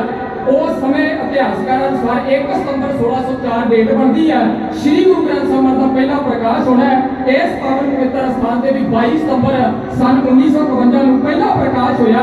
ਸੰਤ ਬਾਬਾ ਹਰਨਾਮ ਸਿੰਘ ਇਹ ਅਸਥਾਨ ਗੁਰੂ ਗੋਬਿੰਦ ਸਿੰਘ ਸੱਚੇ ਪਾਤਸ਼ਾਹ ਦੇ ਹੁਕਮ ਨਾਲ ਲੱਭਿਆ ਗਿਆ। ਉਹਨਾਂ ਦੇ ਕਿਰਪਾ ਹੋਈ ਹੈ, ਗੁਰੂ ਗੋਬਿੰਦ ਸਿੰਘ ਸੱਚੇ ਪਾਤਸ਼ਾਹ ਨੇ ਹੁਕਮ ਕੀਤਾ ਤੇ ਸੰਤ ਬਾਬਾ ਹਰਨਾਮ ਸਿੰਘ ਉਰੇ ਆ ਕੇ ਟਿਕਾਣਾ ਕਰਦੇ ਨੇ। ਆਪਣੇ ਗੌਰ ਨਾਲ ਸੁਣਿਓ ਸਾਧ ਸੰਗਤ, ਅੱਜ ਰਾਗੀ ਸਿੰਘ ਨਾਲ ਸ਼ਬਦ ਪੜ੍ਹਦੇ ਪਏ ਨੇ, ਭਾਈ ਸੰਤਾ ਤੇ ਭਾਈ ਬਲਵੰਡ ਜੀ ਕੀਰਤਨ ਕਰਦੇ ਪਏ ਨੇ। ਨਗਰ ਕੀਰਤਨ ਦੇ ਰੂਪ ਦੇ ਅੰਦਰ ਸੰਗਤ ਚੱਲਣ ਲੱਗੀ ਹੈ। ਬਾਬਾ ਬੁੱਢਾ ਸਾਹਿਬ ਪੈਰ ਖੜਾ ਲਿਆ।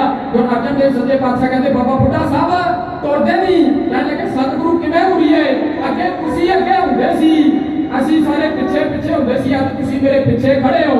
ਸਤਿਗੁਰੂ ਗੁਰੂ ਅਰਜਨ ਦੇਵ ਸੱਚੇ ਪਾਤਸ਼ਾਹ ਮਹਾਰਾਜ ਆਪ ਚੌਰ ਕਰਦੇ ਪਏ ਨੇ। ਗੁਰੂ ਅਰਜਨ ਦੇਵ ਸੱਚੇ ਪਾਤਸ਼ਾਹ ਆਪਣੇ ਮੁਖਾਰ ਬਿੰਦੂ ਉਤਾਰ ਕੇ ਕਹਿਣ ਲੱਗੇ ਬਾਬਾ ਬੁੱਢਾ ਸਾਹਿਬ ਜਿਨ੍ਹਾਂ ਦੇ ਪਾਵਨ ਬਚਨ ਅੱਜ ਤੁਹਾਡੇ ਸੀਸ ਤੇ ਨੇ ਨਾ, ਕੱਲੇ ਤੁਸੀਂ ਨਹੀਂ ਆਉਂਦਾ ਵਕਤ ਨੂੰ ਸਾਰਾ ਜਹਾਨ ਤੁਰਿਆ ਕਰੇਗਾ। ਸਾਧ ਸੰਗਤ 1 ਸਤੰਬਰ 1604 ਨੂੰ ਦਰਬਾਰ ਸਾਹਿਬ ਦੀ ਧਰਤੀ ਤੇ ਪ੍ਰਕਾਸ਼ ਹੋਣ ਲੱਗਿਆ। ਵਸਾਵਲੀ ਨਾਮੇ ਦਾ ਕਰਤਾ ਕੇਸਰ ਸਿੰਘ ਸ਼ਿਫਰ ਲਿਖਦਾ, ਉਹ ਕਹਿਣ ਲੱਗਿਆ ਬੁੱਢਾ ਸਾਹਿਬ ਅਬ ਖੋਲੋ ਗ੍ਰੰਥ ਲੈ ਆਵਾਜ਼ ਸੁਣੇ ਸਭ ਪੰਥ ਅਗਮ ਸਾਹਿਤ ਗੁਰੂ ਗ੍ਰੰਥ ਜੂ ਬੋਲਾ ਖੋਲਾ ਲੈ ਆਵਾਜ਼ ਬੁੱਢਾ ਮੁਖ ਬੋਲਾ ਸੰਤਾ ਕੇ ਕਾਰਜ ਆਪ ਖਲੋਵਾ ਹਰ ਕੰਮ ਕਰਾਵਣ ਆਇਆ ਰਾਮ। ਮਨੁੱਖਤਾ ਦੇ ਗੁਰੂ ਦਾ ਜਿਵੇਂ ਪ੍ਰਕਾਸ਼ ਹੋਣ ਲੱਗਿਆ ਨਾ, ਕਾਬਲੇ ਗੌਰ ਅੰਦਾਜ਼, ਕਾਬਲੇ ਗੌਰ ਰਚਨਾ, ਸਰੂਪ ਸਿੰਘ ਕਲਿਆਣਾ ਦੀ ਕਲਮ ਦੇ ਬੋਲ, ਮਨਜੀਤ ਸਿੰਘ ਲੁਧਿਆਣੇ ਦਾ ਪੰਥਕ ਢਾਡੀ ਜੱਥਾ ਮਨੁੱਖਤਾ ਦੇ ਗੁਰੂ ਦਾ ਪ੍ਰਕਾਸ਼ ਹੋ ਗਿਆ।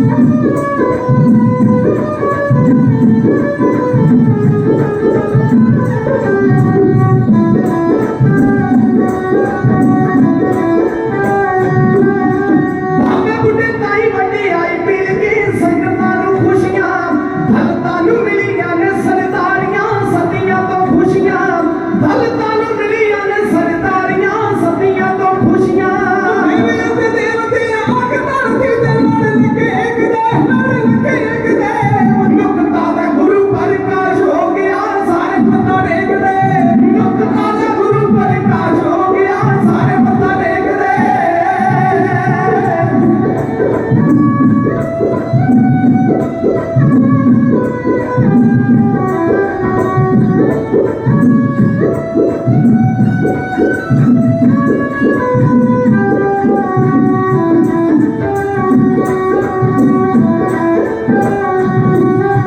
ਸਾਰੀਆਂ ਹੀ ਸੰਗਤਾਂ ਨੇ ਰਲ ਮਿਲ ਕੇ ਖੁਸ਼ੀਆਂ ਮਨਾ ਲੀਆਂ ਸਰੂਪ ਕੜਿਆ ਨੇ ਸੀ ਉਹ ਗਮ ਸੁਣ ਕੇ ਸਮਾਧੀਆਂ ਲਗਾ ਲੀਆਂ ਸਰੂਪ ਕੜਿਆ ਨੇ ਸੀ ਉਹ ਗਮ ਸੁਣ ਕੇ ਸਮਾਧੀਆਂ ਲਗਾ ਲੀਆਂ ਭੁੱਲੇ ਲੋਕੋ ਲੜ ਲੱਗਾ ਗੁਰੂ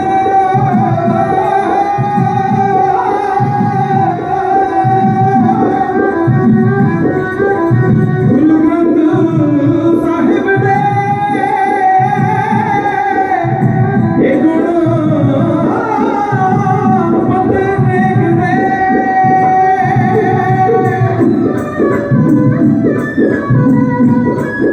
ਸਾਹਿਬ ਦੇ ਇਹ ਗੁਣ ਬੰਦੇ ਦੇਖਦੇ ਸੋ ਸਤਿਗੁਰੂ ਧੰਨ ਧੰਨ ਜਿਨੋ ਧਰਮ ਕਰ ਤੋੜਿਆ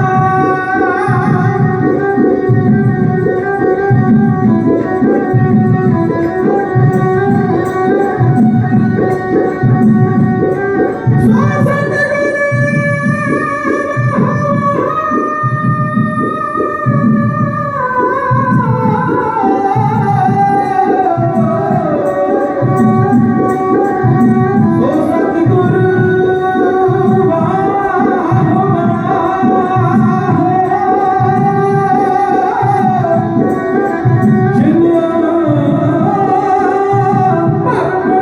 ਤੋੜਿਆ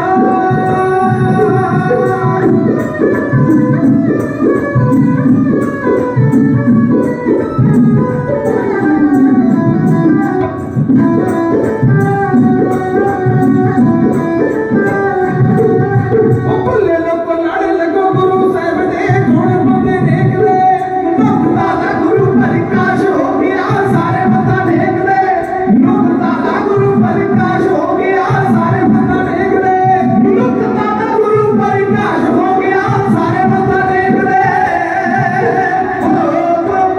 ਇਹ ਧੁਰ ਤੋਂ ਆਈ ਏ ਜ਼ਿੰਦਗੀ ਦੀ ਦਾਤੀ ਏ ਕਿਸੇ ਬਿਰਲੇ ਬਿਰਲੇ ਇਹਦੀ ਰਮਤ ਪਛਾਤੀ ਏ ਇਹ ਧੁਰ ਤੋਂ ਆਈ ਏ ਜ਼ਿੰਦਗੀ ਦੀ ਦਾਤੀ ਏ ਕਿਸੇ ਬਿਰਲੇ ਬਿਰਲੇ ਇਹਦੀ ਰਮਤ ਪਛਾਤੀ ਏ ਹਰ ਜਸ ਦੀ ਭੁੱਖੀ ਏ ਹੋਰ ਕੁਝ ਨਹੀਂ ਕਹਿ ਸਕਦੀ ਸੰਤਾਂ ਦੀ ਨਿੰਦਿਆ ਉੱਕੀ ਨਹੀਂ ਸਹਿ ਸਕਦੀ ਮਨ ਮੁਖ ਨੂੰ ਭਟਦੀ ਏ ਗੁਰਮੁਖ ਨੂੰ ਸਿਫਤ ਪ੍ਰਦਾਨ ਕਰੇ ਇਹ ਜ਼ਿੰਦਗੀ ਦੀ ਦਾਤੀ ਏ ਤੇ ਧੁਰ ਤੋਂ ਆਈ ਏ ਕਿਸੇ ਬਿਰਲੇ ਬਿਰਲੇ ਇਹਦੀ ਰਮਜ ਪਛਾਤੀ ਏ ਪ੍ਰੋਫੈਸਰ ਦਰਸ਼ਨ ਸਿੰਘ ਕੋਮਲ ਹੁਸ਼ਿਆਰਪੁਰ ਦੀ ਧਰਤੀ ਦਾ ਮਾਣ ਜਿਨ੍ਹਾਂ ਵਰਗੇ ਕੋਈ ਵੀ ਨਾ ਲਿਖ ਸਕਿਆ ਤੇ ਆਹ ਦੋ ਗੱਲਾਂ ਬੋਲ ਕੇ ਫਤਿਹ ਬੁਲਾਉਣ ਲੱਗਾ ਮੈਨੂੰ ਪਤਾ ਸਮੇਂ ਦਾ ਉੱਪਰ ਹੈ ਪਰ ਮੈਨੂੰ ਲੱਗਦਾ ਵੀ ਇਹ ਗੱਲ ਆ ਕੇ ਗੁਰੂ ਗ੍ਰੰਥ ਸਾਹਿਬ ਦੇ ਪ੍ਰਕਾਸ਼ ਦਿਹਾੜੇ ਤੇ ਬੋਲਣੀ ਬਹੁਤ ਲਾਜ਼ਮੀ ਹੈ ਰਸਲ ਹੋਇਆ ਸਾਧ ਸੰਗਤ ਦੁਨੀਆ ਦਾ ਸਭ ਤੋਂ ਵੱਡਾ ਵਿਗਿਆਨੀ ਉਹਨੂੰ ਸਵਾਲ ਕੀਤਾ ਵਰਲਡ ਦੇ ਬੜੇ ਤਗੜੇ ਬੰਦੇ ਨੇ ਕਹਿੰਦਾ ਜੇ ਤੀਜੀ ਵਰਲਡ ਵਾਰ ਹੋਈ ਫੇਰ ਕੀ ਬਣੂ ਉਹ ਕਹਿੰਦਾ ਜੇ ਕੋਈ ਬੰਦਾ ਤੀਜੀ ਵਰਲਡ ਵਾਰ ਦੇ ਵਿੱਚ ਹਾਈਡਰੋਜਨ ਤੇ ਨਾਈਟ੍ਰੋਜਨ ਬੰਬਾਂ ਦੀ ਮਾਰ ਤੋਂ ਬੰਦਾ ਬਚ ਨਿਕਲਿਆ ਨਾ ਉਹਦੇ ਲਈ ਸਿੱਖ ਧਰਮ ਇੱਕੋ ਇੱਕ ਵਸੀਲਾ ਹੋਏਗਾ ਤੇ ਸ੍ਰੀ ਗੁਰੂ ਗ੍ਰੰਥ ਸਾਹਿਬ ਮਹਾਰਾਜ ਦੇ ਆ ਜਿਹੜੇ ਉਪਦੇਸ਼ ਤੇ ਸੰਦੇਸ਼ ਨੇ ਨਾ ਇਹ ਸਾਰੀ ਮਨੁੱਖਤਾਈ ਵਾਸਤੇ ਆਏ ਨੇ ਇਹ ਸਾਰੇ ਮਨੁੱਖਤਾ ਦੇ ਗੁਰੂ ਨੇ ਇਹ ਕਿਸੇ ਇੱਕ ਖਿੱਤੇ ਹੋ ਸਕਦਾ ਬੰਦਾ ਤਰੱਕੀ ਕਰ ਦੇਵੇ ਗਿਆਨੀ ਅਨੂਪ ਸਿੰਘ ਅਮਰੀਕਾ 'ਚ ਕਥਾ ਕਰਦੇ ਨੇ ਉਹਨਾਂ ਬੜੀ ਸੋਹਣੀ ਗੱਲ ਬੋਲੀ ਇੱਕ ਦਿਨ ਕਥਾ 'ਚ ਕਹਿੰਦੇ ਹੋ ਸਕਦਾ ਬੰਦਾ ਕਥਾ ਤਰੱਕੀ ਕਰ ਦੇਵੇ ਚੰਦ ਦੀ ਧਰਤੀ ਤੇ ਜਾ ਕੇ ਮਕਾਨ ਪਾ ਲਵੇ ਇਸ ਗੁਰੂ ਗ੍ਰੰਥ ਸਾਹਿਬ ਸੱਚੇ ਪਾਤਸ਼ਾਹ ਦਾ ਪ੍ਰਕਾਸ਼ ਚੰਦ ਦੀ ਧਰਤੀ ਤੇ ਵੀ ਹੋਏਗਾ ਕਿਉਂਕਿ ਇਹਦੇ ਵਿੱਚ ਰੰਚਕ ਮਾਤਰ ਦੀ ਕੋਈ ਹੇਰ ਫੇਰ ਨਾ ਤਾਂ ਕਰ ਸਕਿਆ ਨਾ ਕਿਸੇ ਕੋ ਕਰ ਹੋਣੀ ਆ ਤੇ 87 ਅੰਗ ਸਾਧ ਸੰਗਤ ਰਾਗ ਮੁਕਤ ਬਾਣੀਆਂ ਦੇ ਨੇ। ਪਹਿਲੇ 8 ਅੰਗ ਜਪਜੀ ਸਾਹਿਬ ਦੇ ਤੇ 1352 ਤੋਂ ਲੈ ਕੇ 1429 ਤੱਕ ਉਹ 78 ਅੰਗ, ਲਾਸਟ ਦੇ ਵਿੱਚ 1430 ਅੰਗ ਰਾਗ ਮਾਲਾ, 87 ਅੰਗ ਰਾਗ ਮੁਕਤ ਬਾਣੀਆਂ ਦੇ ਨੇ ਤੇ ਬਾਕੀ ਸਾਰੀ ਬਾਣੀ ਰਾਗਾਂ ਦੇ ਵਿੱਚ ਲਿਖੀ ਹੈ। ਤੇ ਆਹ ਜਿਹੜੀ ਮੈਂ ਗੱਲ ਬੋਲਣ ਲੱਗਿਆ ਨਾ, ਗੌਰ ਫਰਮਾਇਓ, ਪੰਜਾਬੀ ਯੂਨੀਵਰਸਿਟੀ ਪਟਿਆਲੇ ਲਾਗੇ ਇੱਕ ਪਰਿਵਾਰ ਵਸਦਾ, ਉਹਨਾਂ ਦੇ ਪਰਿਵਾਰ 'ਚ ਇੱਕ ਨੂੰਹ ਵਿਆਹ ਗਈ ਬੀਬੀ ਸੁਰਿੰਦਰ ਕੌਰ, ਤੇ ਬੀਬੀ ਸੁਰਿੰਦਰ ਕੌਰ ਗੁਰੂ ਗ੍ਰੰਥ ਸਾਹਿਬ ਮਹਾਰਾਜ ਨੂੰ ਬੜਾ ਪਿਆਰ ਕਰਦੀ ਹੈ, ਬਾਣੀ ਪੜ੍ਹਦੀ ਹੈ। ਉਹਨਾਂ ਦਾ ਜਿਹੜਾ ਸਹੁਰਾ ਪਰਿਵਾਰ ਆ ਨਾ, ਮੈਂ ਖਿਮਾ ਮੰਗ ਕੇ ਗੱਲ ਕਹਿਣ ਲੱਗਿਆ, ਸੰਤ ਬਾਬਾ ਸੇਵਾ ਸਿੰਘ ਜੀ ਵੀ ਬੈਠੇ ਨੇ, ਪਰ ਯਾਦ ਰੱਖਿਓ ਉਹ ਉਸ ਡੇਰੇ ਨਾਲ ਜੁੜੇ ਨੇ ਜਿਹੜੇ ਗੁਰੂ ਗ੍ਰੰਥ ਸਾਹਿਬ ਨੂੰ ਸਮਰਪਿਤ ਨਹੀਂ। ਤੇ ਉਹ ਨਿੱਤ ਘਰੇ ਕਲੇਸ਼ ਪੈਂਦਾ ਵੀ ਸਾਡੇ ਬਾਬੇ ਨੂੰ ਜਦੋਂ ਮਰਜ਼ੀ ਫੋਨ ਲਾਓ, ਸਾਡਾ ਬਾਬਾ ਆ ਜਾਂਦਾ। 3 ਮਹੀਨੇ ਬਾਅਦ ਬੀਬੀ ਸੁਰਿੰਦਰ ਕੌਰ ਨੇ ਆਪਣੀ ਸੱਸ ਨੂੰ ਕਿਹਾ ਵੀ ਸੁਖਮਨੀ ਸਾਹਿਬ ਦਾ ਪਾਠ ਕਰਾਈਏ, ਅਖੰਡ ਪਾਠ ਸਾਹਿਬ ਕਰਾਈਏ, ਸਹਿਜ ਪਾਠ ਕਰਾਈਏ ਆਪਣੇ ਘਰ ਦੇ ਵਿੱਚ ਗੁਰੂ ਗ੍ਰੰਥ ਸਾਹਿਬ ਮਹਾਰਾਜ ਆਉਣ। ਸਾਨੂੰ ਢਾਡੀਆਂ ਨੂੰ ਕਈ ਵਾਰੀ ਦੁਸ਼ਮਣਾਂ ਦੀ ਵੀ ਬੋਲੀ ਬੋਲਣੀ ਪੈਂਦੀ ਆ, ਜੇ ਕਿਸੇ ਨੇ ਚੰਗਾ ਮਾੜਾ ਕਹਿਣਾ ਹੋਇਆ ਤੇ ਬੀਬੀ ਸੁਰਿੰਦਰ ਕੌਰ ਦੀ ਸੱਸ ਨੂੰ ਕਿਉਂ ਬੜੇ ਗੌਰ ਨਾਲ ਸੁਣਿਓ। ਬੀਬੀ ਸੁਰਿੰਦਰ ਕੌਰ ਦੀ ਸੱਸ ਦੇ ਬੋਲੇ, ਕਹਿੰਦੀ ਲੈ ਤੇਰੇ ਬਾਬੇ ਨੂੰ ਸੱਦਣਾ ਹੋਵੇ, ਵਿਛੋੜਾ ਅੱਡ ਵਿਛਾਓ, ਗੱਦੇ ਅੱਡ ਵਿਛਾਓ, ਚੰਦੋਆ ਅੱਡ ਲੈ ਕੇ ਆਓ, ਚਾਦਰਾਂ ਨਵੀਆਂ ਲੈ ਕੇ ਆਓ, ਪਾਠੀ ਸਿੰਘਾਂ ਦਾ ਕਮਰਾ ਅੱਡ ਬੁੱਕ ਕਰੋ, ਉਹਨਾਂ ਨੂੰ ਭਾਂਡੇ ਅੱਡ ਦਿਓ, ਉਹਨਾਂ ਨੂੰ ਬਸਤਰ ਅੱਡ ਦਿਓ, ਉਹਨਾਂ ਦੀ ਭੇਟਾਂ ਅੱਡ ਦਿਓ, ਰਾਗੀ ਢਾਡੀਆਂ ਦੀ ਭੇਟਾਂ ਅੱਡ ਦਿਓ, ਲੰਗਰ ਅੱਡ ਦਿਓ। ਤੇਰੇ ਬਾਬੇ ਨੂੰ ਸੱਦਣਾ ਹੋਵੇ, ਲੱਖਾਂ ਦਾ ਖਰਚਾ ਖੜਾ ਹੋ ਜਾਂਦਾ ਹੈ। ਸਾਧ ਸੰਗਤ ਬੀਬੀ ਸੁਰਿੰਦਰ ਕੌਰ ਦੇ ਦਿਲ 'ਚ ਪੈ ਗਈ ਚੀਜ਼।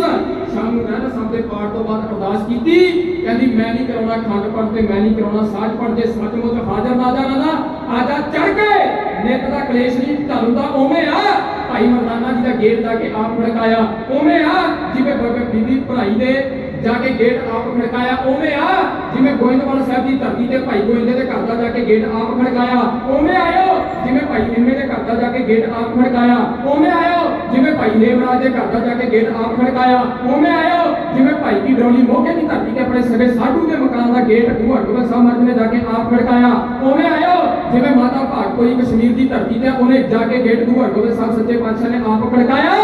ਹਾਜ਼ਰ ਨਾਜ਼ਰੋਂ ਤੇ ਆਜੋ ਚੱਲ ਕੇ ਸਾਧ ਸੰਗਤ ਸਵੇਰੇ ਲਾਗੇ ਸਕੂਲ ਹੈ ਪਟਿਆਲੇ 'ਚ, ਮੀਂਹ ਪੈਣ ਲੱਗਿਆ, ਬੱਚਿਆਂ ਨੂੰ ਛੁੱਟੀ ਕਰ ਦਿੱਤੀ ਗਈ। ਉਸ ਸਕੂਲ ਦੇ ਵਿੱਚ ਗੁਰੂ ਗ੍ਰੰਥ ਸਾਹਿਬ ਮਹਾਰਾਜ ਦਾ ਪ੍ਰਕਾਸ਼ ਹੈ, ਲੈਂਟਰ ਪੈਂਦਾ ਪਿਆ ਸੀ, ਕੋਠਾ ਕੱਚਾ ਸੀ। ਗੁਰੂ ਗ੍ਰੰਥ ਸਾਹਿਬ ਮਹਾਰਾਜ ਦਾ ਸਰੂਪ ਤੇ ਰਮਾਲਾ ਸਾਹਿਬ ਭੇਜਣ ਲੱਗੇ, ਭੱਜ ਕੇ ਗਈ ਟੀਚਰਾਂ ਦੀ ਟੀਮ ਤੇ ਪ੍ਰਿੰਸੀਪਲ ਸਾਹਿਬ ਕਹਿਣ ਲੱਗੇ ਗੁਰੂ ਗ੍ਰੰਥ ਸਾਹਿਬ ਸੱਚੇ ਪਾਤਸ਼ਾਹ ਨੂੰ ਕਿਸੇ ਸੁਰੱਖਿਅਤ ਥਾਂ ਤੇ ਪ੍ਰਕਾਸ਼ ਕਰਨਾ ਪਏਗਾ, ਆਪਣਾ ਤਾਂ ਸਕੂਲ ਬਣਦਾ ਪਿਆ। ਤੇ ਮੁੜ ਕੇ ਉਹਨਾਂ 'ਚ ਇੱਕ ਟੀਚਰ ਕਹਿੰਦੇ ਸਾਹਮਣੇ ਬਾਜਵਾ ਫੈਮਿਲੀ ਰਹਿੰਦੀ ਆ, ਉਹਨਾਂ ਨੇ 12-13 ਕਮਰੇ ਕੱਲ ਹੀ ਨਵੇਂ ਤਿਆਰ ਕੀਤੇ, ਮੈਂ ਭੱਜ ਕੇ ਪੁੱਛ ਕੇ ਆਉਣਾ ਹੈ ਕਿ ਗੁਰੂ ਗ੍ਰੰਥ ਸਾਹਿਬ ਮਹਾਰਾਜ ਦਾ ਸਰੂਪ ਆਉਣ ਦਊਂਗੇ ਕਿ ਨਹੀਂ। ਪ੍ਰਿੰਸੀਪਲ ਕਹਿੰਦਾ ਐਡਾ ਕਿਹੜਾ ਮੂਰਖ ਬੰਦਾ ਜਿਹੜਾ ਗੁਰੂ ਗ੍ਰੰਥ ਸਾਹਿਬ ਮਹਾਰਾਜ ਨੂੰ ਆਪਣੇ ਘਰੇ ਨਹੀਂ ਆਉਣ ਦੇਗਾ। ਸਾਧ ਸੰਗਤ ਉਧਰ ਨਿਤਨੇਮ ਕਰਕੇ ਸੁਖਮਨੀ ਸਾਹਿਬ ਕਰਕੇ ਬੀਬੀ ਸੁਰਿੰਦਰ ਕੌਰ ਅਰਦਾਸਾਂ ਕਰਦੀ ਹੈ ਕਿ ਉਵੇਂ ਆਇਓ ਜਿਵੇਂ ਭਾਈ ਮਰਦਾਨਾ ਜੀ ਆਉਂਦੇ ਆ, ਭਾਈ ਗੋਇੰਦਾ ਜੀ ਦੇ ਘਰ ਆਏ, ਮਾਤਾ ਭਾਗਪੁਰੀ ਦੇ ਘਰ ਆਏ, ਜਿਵੇਂ ਭਾਈ ਨੇਮੇ ਦਾ ਘਰ ਦਾ ਜਾ ਕੇ ਗੇਟ ਖੜਕਾਇਆ। ਇੱਧਰ ਬੀਬੀ ਸੁਰਿੰਦਰ ਕੌਰ ਅਰਦਾਸਾਂ ਕਰਦੀ, ਅੱਖਾਂ ਹੰਝੂ ਲੈ ਕੇ। ਉਧਰ ਗੁਰੂ ਗ੍ਰੰਥ ਸਾਹਿਬ ਮਹਾਰਾਜ ਦੇ ਉੱਤੇ ਸਾਧ ਸੰਗਤ ਸ਼ਤਰ ਝੁੱਲਿਆ, ਤਰਪਾਲ ਝੁੱਲੀ, ਗੁਰੂ ਗ੍ਰੰਥ ਸਾਹਿਬ ਮਹਾਰਾਜ ਦਾ ਘੜਿਆਲ ਖਲਿਆ। ਇੱਧਰ ਬੀਬੀ ਸੁਰਿੰਦਰ ਕੌਰ ਅਰਦਾਸਾਂ ਕਰਦੀ ਆ, ਬੀਬੀ ਸੁਰਿੰਦਰ ਕੌਰ ਦੇ ਘਰ ਦੀ ਬੈਲ ਵੱਜੀ, ਬੀਬੀ ਸੁਰਿੰਦਰ ਕੌਰ ਨੇ ਗੇਟ ਖੋਲਿਆ, ਸਾਹਮਣੇ ਗੁਰੂ ਗ੍ਰੰਥ ਸਾਹਿਬ ਮਹਾਰਾਜ ਨੂੰ ਕਹਿਣ ਲੱਗੀ ਮਾਂ ਮੇਰਾ ਬਾਬਾ ਆ ਗਿਆ, ਤੂੰ ਆਪਣੇ ਬਾਬੇ ਨੂੰ ਫੋਨ ਲਾ ਦੀ। ਸਾਧ ਸੰਗਤ ਭੱਜ ਕੇ ਗਈ, ਵਿਛੋੜਾ ਬਣਾਇਆ, ਗੁਰੂ ਗ੍ਰੰਥ ਸਾਹਿਬ ਮਹਾਰਾਜ ਦਾ ਪ੍ਰਕਾਸ਼ ਕੀਤਾ। 3 ਮਹੀਨੇ ਬਾਅਦ ਬੀਬੀ ਸੁਰਿੰਦਰ ਕੌਰ ਕਹਿਣ ਲੱਗੀ ਮਾਂ ਮੈਂ ਅੰਮ੍ਰਿਤ ਛਕਣ ਜਾਣਾ ਹੈ। ਕਹਿਣ ਲੱਗੀ ਧੀਏ ਕੱਲੀ ਨਾ ਜਾਈ, ਪੂਰਾ ਪਰਿਵਾਰ ਅੰਮ੍ਰਿਤਧਾਰੀ ਹੈ, ਜੇ ਕਿਸੇ ਨੂੰ ਇਹ ਆ ਨਾ ਕਿ ਢਾਡੀ ਕੱਪ ਸੁਣਾ ਗਿਆ। ਤੇ ਬੀਬੀ ਸੁਰਿੰਦਰ ਕੌਰ ਦਾ ਫੋਨ ਨੰਬਰ ਅੱਜ ਵੀ ਜਿਉਂਦੀ ਜਾਗਦੀ ਆ, ਪਟਿਆਲੇ ਲਾਗੇ ਬਾਜਵਾ ਫੈਮਿਲੀ ਹੈ। ਬੀਬੀ ਸੁਰਿੰਦਰ ਕੌਰ ਦਾ ਫੋਨ ਨੰਬਰ ਮੇਰੇ ਉਸਤਾਦ ਯਾਨੀ ਸਰੂਪ ਸਿੰਘ ਕੜਿਆਲਾ ਜੀ ਕੋਲ ਹੈਗਾ।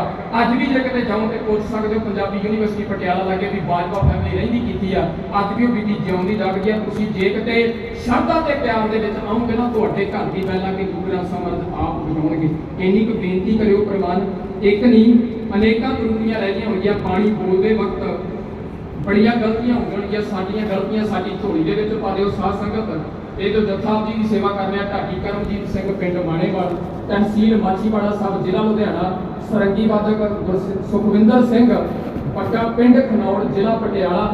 ਸਾਧ ਸੰਗਤ ਇਧਰਲੇ ਪਾਸੇ ਵੀਰ ਜਿਹੜੇ ਅੱਜ ਸਾਡੇ ਢਾਡੀ ਜਥੇ ਦੇ ਵਿੱਚੋਂ ਇੱਕ ਵੀਰ ਨੂੰ ਬੜਾ ਜ਼ਰੂਰੀ ਕੰਮ ਸੀ, ਉਹਨਾਂ ਦੀ ਥਾਂ ਤੇ ਸੇਵਾ ਵਧਾਉਣ ਆਏ ਨੇ।